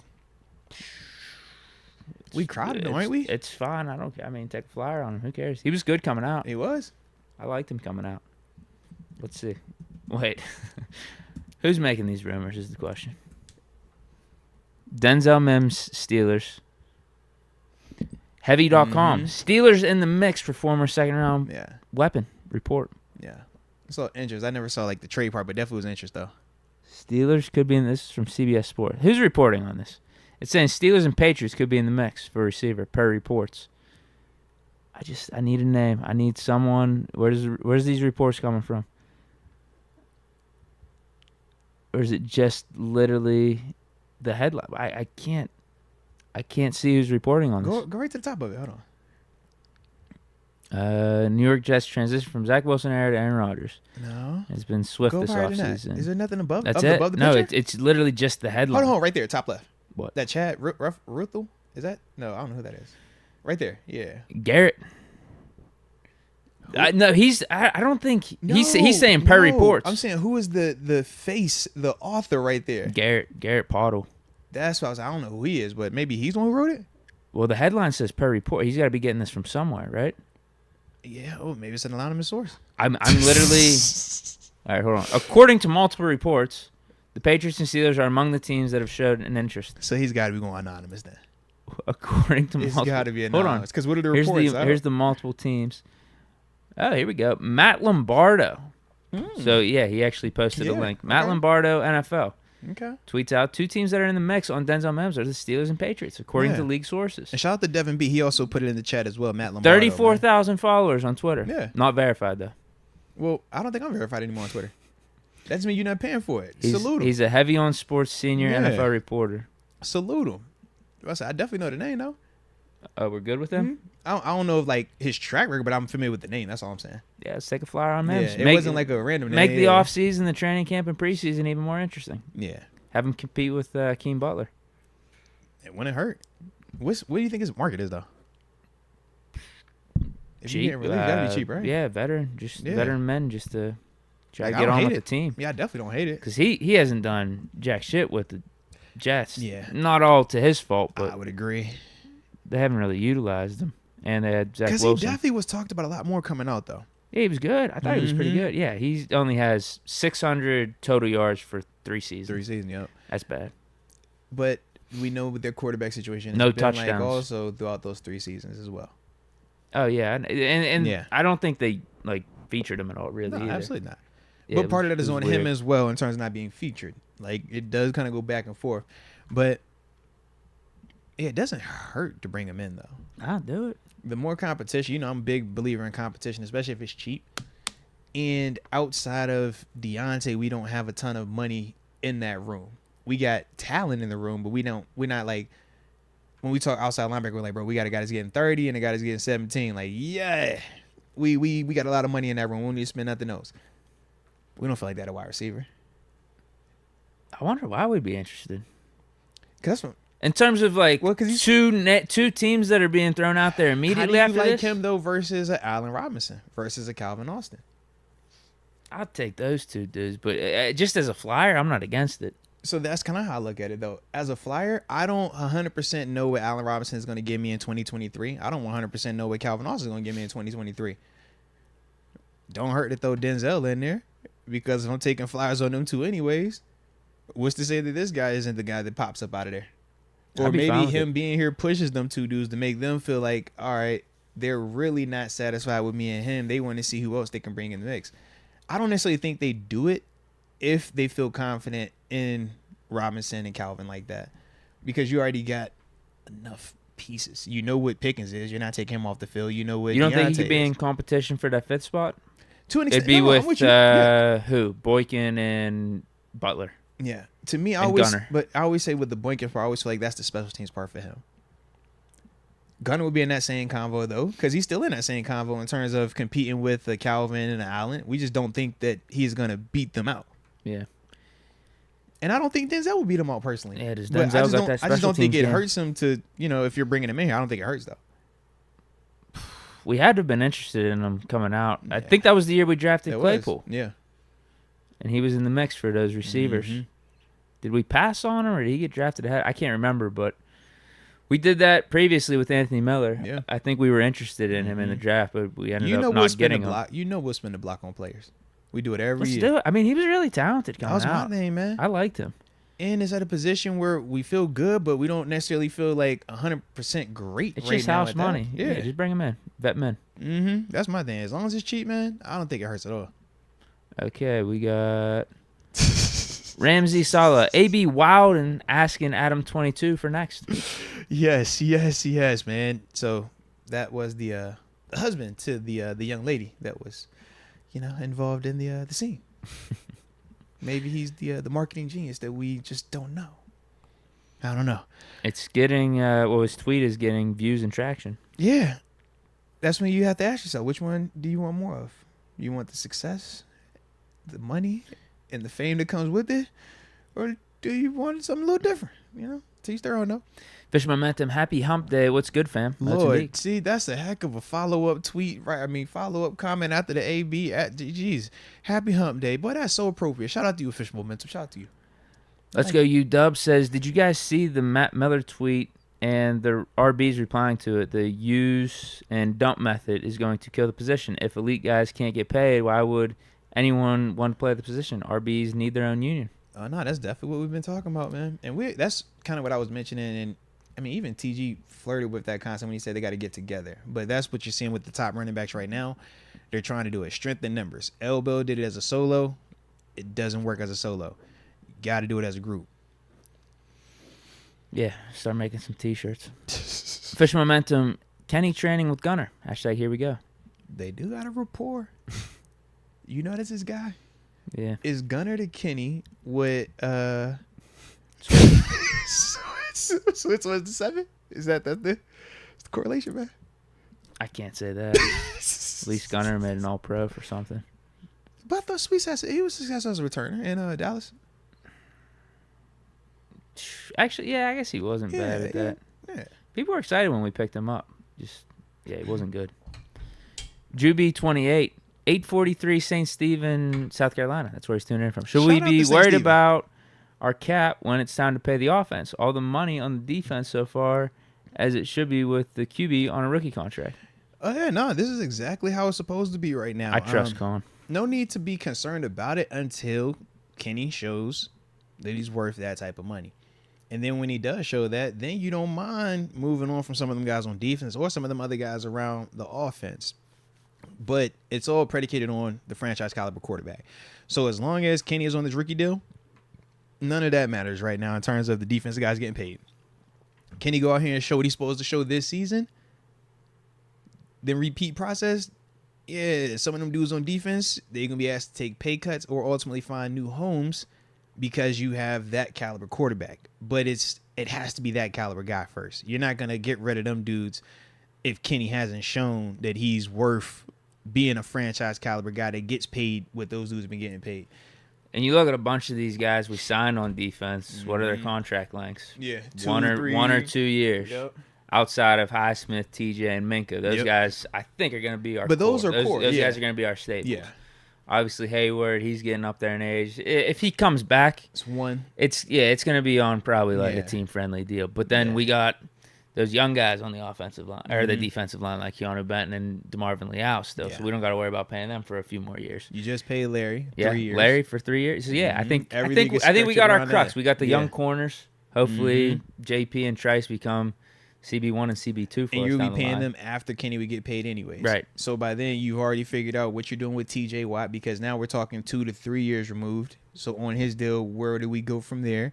Highsmith 2 to 3 years into this deal, where do we go from there? Minka, so Restructure probably or something. Absolutely, man. Fish Momentum, shout out to this chat family and TG the Great. Nah, salute you, official momentum. The chat family and to the homie TG. Fish Momentum Ambition live this Friday at the Craft House. Y'all heard him. 8 Y'all heard to him. 12. Camp's coming up. Who stays on the team and who's let go? Hashtag training camp. Y'all heard him. You have any surprise picks? Terms of Does that Potterbomb guy surprise make to it? make The fullback. I actually have not thought about that just yet, man. In terms of who do I think is the surprise guy to make it, or who do I think ends up not making it? I actually don't know just yet. Yeah, it hasn't been on top of my mind. It hasn't, right? Trice will probably be the most interesting. As a 7th rounder, he does have some buzz around him. I can see that. Just because of do we cut him and risk him? Practice squad. Yeah, risk him going out on the open market, but we want him around for practice squad. Yeah, I think he's gonna be really interesting. Mark Robinson, obviously, he'll be interesting. Give me Kendrick Green, dark horse. Makes it. Yeah. Okay.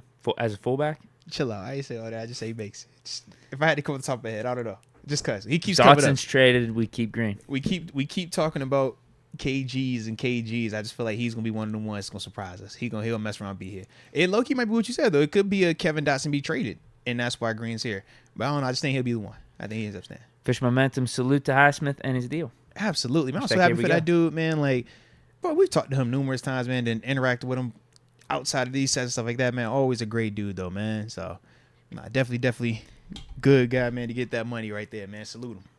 828 style. Doesn't matter if 2-2 has a great year if the market is down. Doesn't that mean the numbers, regardless, will not be what they once were, as in low? Yeah, I mean, Yeah, you're the seeing whole it with issue. Yeah, Barkley and Jacobs absolutely, and man. Pollard. Right. That is the whole issue.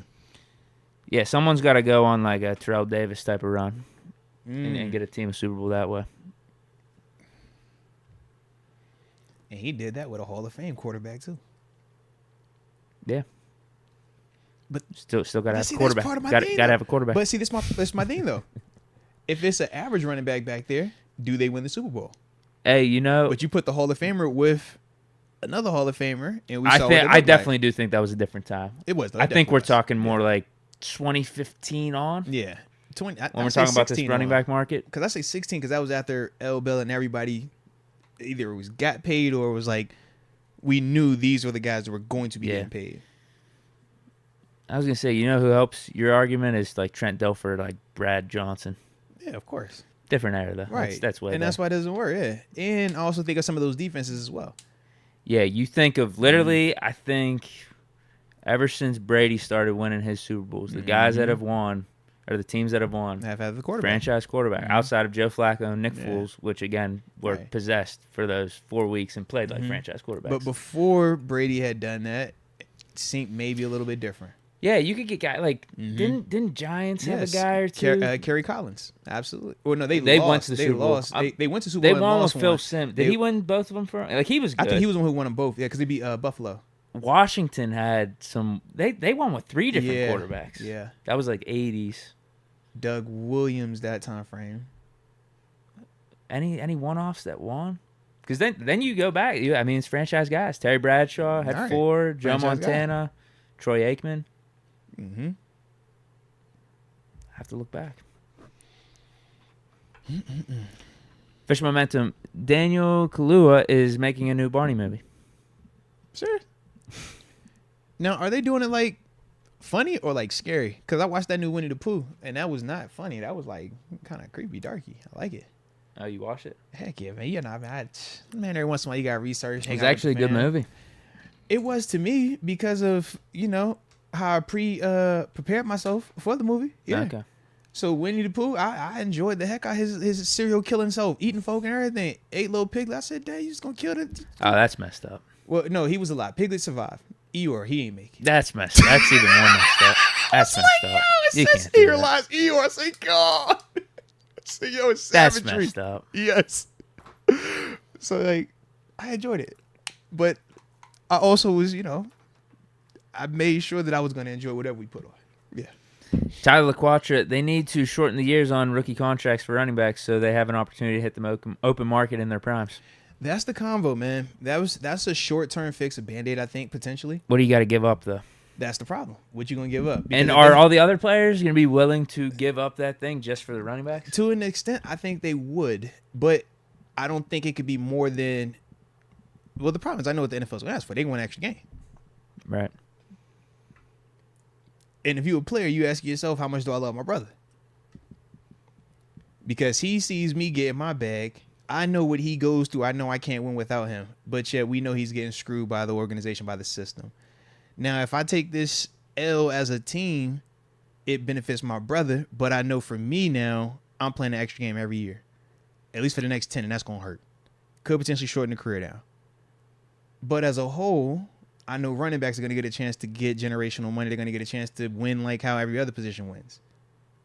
We talk about Highsmith getting 17 a year, and we like, yo, I love that for him. I'm so happy for him. You don't think Saquon Barkley deserves 17? Like, that's the part where I'm just like, this is crazy to me. But I get it because of how we talked about the nature of the position of the market. Like TG said, I think he deserves 1 for 10. Because I'm just like, we're saying that Highsmith is worth 17 a year, and there's no shot at Highsmith. I'm a big Highsmith fan. But to say that Saquon Barkley is $7 million less of a player than Highsmith, I'm just like, it doesn't add up to me. But the nature of the positions. The game's done changed. Yeah. That's from that Wiz Khalifa song, too. Full circle. Dodo Baggins says, it's hard to replace a franchise running back, but it's easier to hide a running back versus receiver. Hey, bro, you slick with that name, too. What? You funny. I'm not a Lord of the Rings guy, but isn't that a playoff? It's Bilbo Baggins, yes. But it's a playoff for the Bilbo with Lena. Adam and AB. They just all could have went in there with that. It'd have been perfect. But anywho. It's harder to replace a franchise running back, but it's easier to hide a running back versus a wide receiver. Yeah, that's true. I would agree with that. 828 style question, was our O-line great, or did L. Bell running style make a good line look great?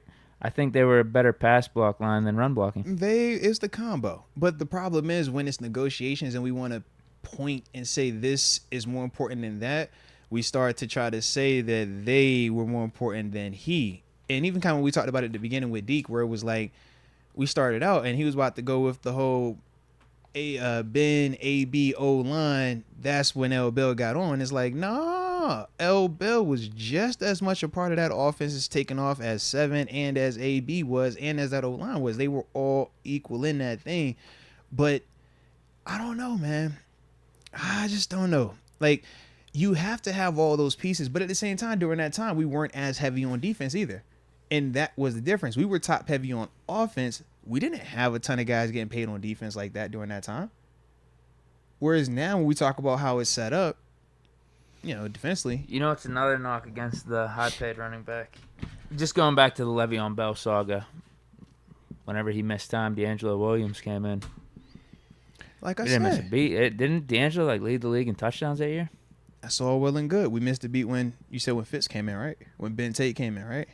Right, but you got to have a competent guy. We're not talking about like the worst of the worst. Well, but no, you could get a guy for like $2-3 million that are good. But think about the way you talk about it. The Bills just signed Damian Harris? But just wait though, because D'Angelo Williams was a franchise running back in his own right before he left Carolina. It wasn't the same anymore for him. I mean, that was on the latter portion of his career.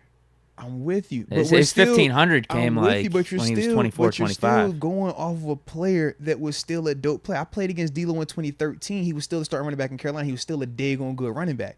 So to act like he just fell off a cliff, it's not right. accurate. But that's what I mean. You can get good running backs for cheap. But what I'm saying is though, D'Angelo still wasn't just a regular run-of-the-mill running back. He was already an elite or high-end guy that was on the down tier when he came here. So you pairing him in that scenario where you're like, yo, be the Band-Aid, come in here. L. Bell is out. Give me this span of games. Cool. But what I'm saying is throughout them 4 years, what L. Bell did in that 4-year span, D-Lo wasn't going to give us that in them 4 years. He would have been good, but he wouldn't have reached the heights that L. Bell was reaching. We said D-Lo led the league in rushing and touchdowns that one season. I agree with you. But the offense still wasn't as explosive as if that was L. Bell catching that ball out that backfield. With the running, it was still good because you still had pieces, absolutely. But that's, to me, part of that issue. I'm like, there still was a drop-off because I still remember how we would feel going into these games where it's like, yo, D-Lo's still going to hold it down. We still going to be straight.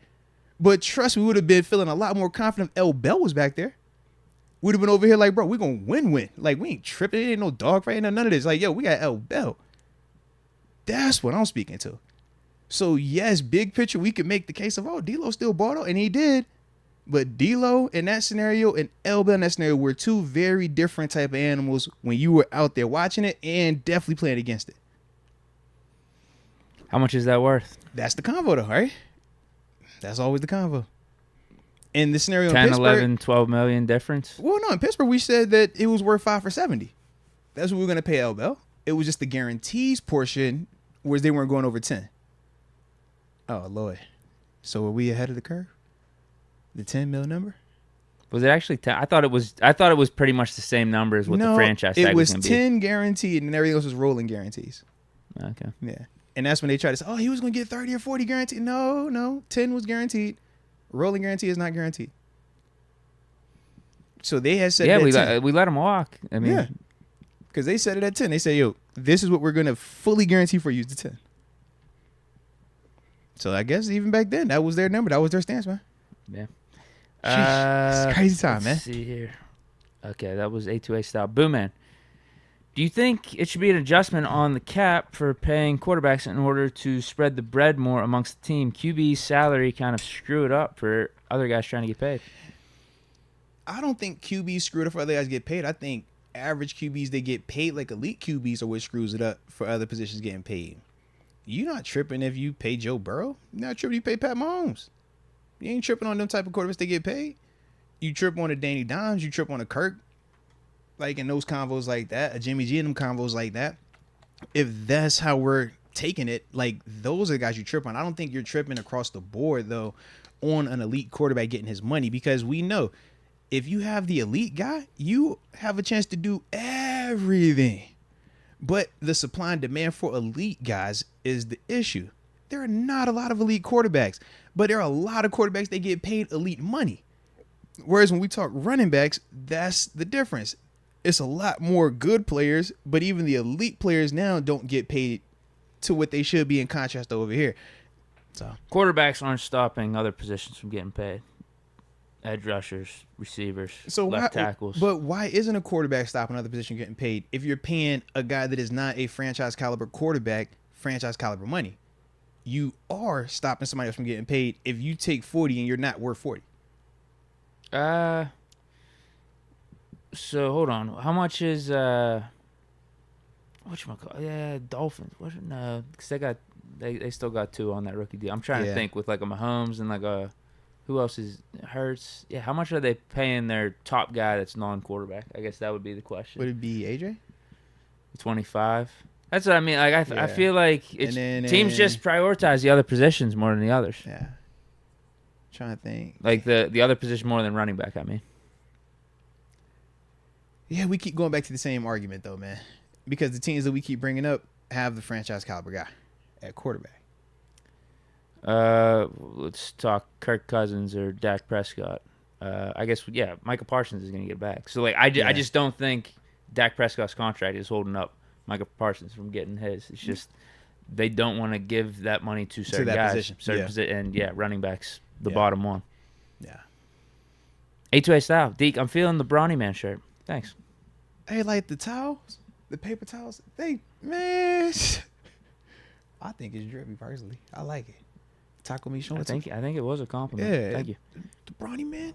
Don't call him the Brawny Man. Yeah, isn't he jacked? Doesn't he get a lot of? I don't remember. That's the paper towel dude. That's all I remember. It's I think he gets all the ladies. They keep short. No, that's the hefty dude. That's Cena, but you can't really see him. You know that. Jeffrey Holt, are the RBs in the market durable and productive like Earl Campbell and AP? If yes, pay them. Derrick Henry. Okay. Although he got hurt 2 years ago. AP has been hurt before. Who? Adrian Peterson has been hurt before as well. ACL, yeah. Yeah. Let's go, UW. I miss when RBs were the face of the NFL and not the quarterbacks. I ain't gonna lie, I do remember that. I was a bigger Emmitt Smith fan than Aikman fan. But yeah, it's definitely changed now. Terrell Davis, I love TD. I love TD. TD was my dude too. Yeah. James Jeffers, are teams paying for performance or longevity? I think that's case by case though. Or no, not case by case, position by position.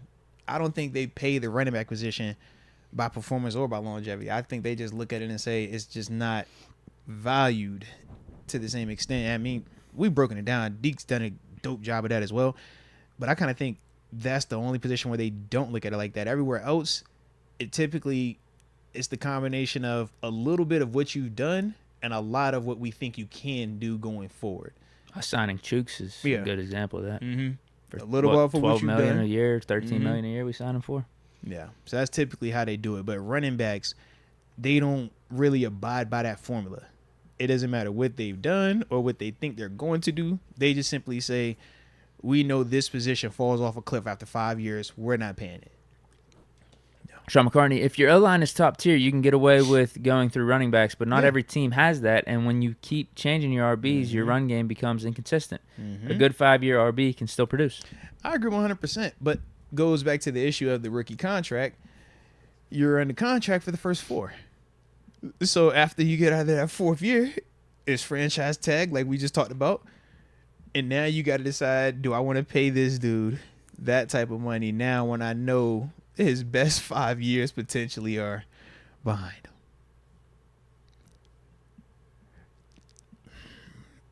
Amendment for a 2-year deal for running backs. After 2 years, they get to go. They get the re-up potentially. I mean, it makes sense. Yeah, some because I don't know, man. Quill87, who gets more total snaps on defense this season, Casey or Neal? I'm going Casey. Yeah, if Casey's doing what he's supposed to, man, Casey should be the guy out there opposite Minka. The only questions I have on Casey is, number 1, how consistently can you tackle? And number 2, can you hold up for 17-plus games tackling and being physical like that? Because I think of Terrell Edmonds, and that was guaranteed each and every week. He's going to be a reliable tackler, and he's going to be available. And he's never going to turn down contact, never going to look less physical. So I know Casey can cover. I know Casey can get picks. But that's going to be the second portion of that role that he's going to be asked to play opposite of Minka. So that's what I'm saying, Casey. If Casey do what he's supposed to, it should be him. I agree. I think he's going to be a starter for us. Wrong Yash, been a while, guys. I'm on my grind, getting that money. Can't wait for the season. # Super Bowl 2024. I'm praying no one gets hurt. No, ain't that the truth, man? Because if we can stay healthy, we got a chance to be really good. Absolutely. Well, that's it for the Supers. I thought that was an efficient rundown of them. That actually was, man. We got through that A portion. few minutes over 6:30, Yeah. but we're fine. Bro, it's been a heck of a vibe, man. Trust me on that one, bro. The way that this running back convo has, like, I didn't think it was going to do that today. Hot button topic right now across It NFL. clearly is, man. It clearly is. And shout out to Highsmith once again, though, man. Super happy for him, man, getting that bag, man. Salute him. But, yeah, shoot, with that being the case, man. Today is Wednesday. Oh, dang, that's right. Okay, so next time we're here then is Monday. Because, yeah, I got to work the football camps tomorrow. Yeah, just thought about that, man. Okay. Just thought about that. All right, so shoot, man. Back next week. Yeah, back in the saddle next week, man. Because I got to get out there and coach these kids up. You know how that go. Hand on the line, push-ups. That's the Drop back. 24th, I think. Yeah, that Monday, yeah. Because then Steelers training camp starts 26 and then first practice 27. All right. I like it, man. I like it. So, yeah, man, it's getting to that time, baby. It is getting to that time. So, y'all hit that like button one more time, man, if y'all have not done so just yet. For everybody that is not subscribed to the channel just yet, man, stop wasting the time. Hit that subscribe button. And if you are part of the culture, we definitely appreciate you. So, tell a friend to tell a friend. But either way, y'all stay safe out there. And until next time, baby. Peace.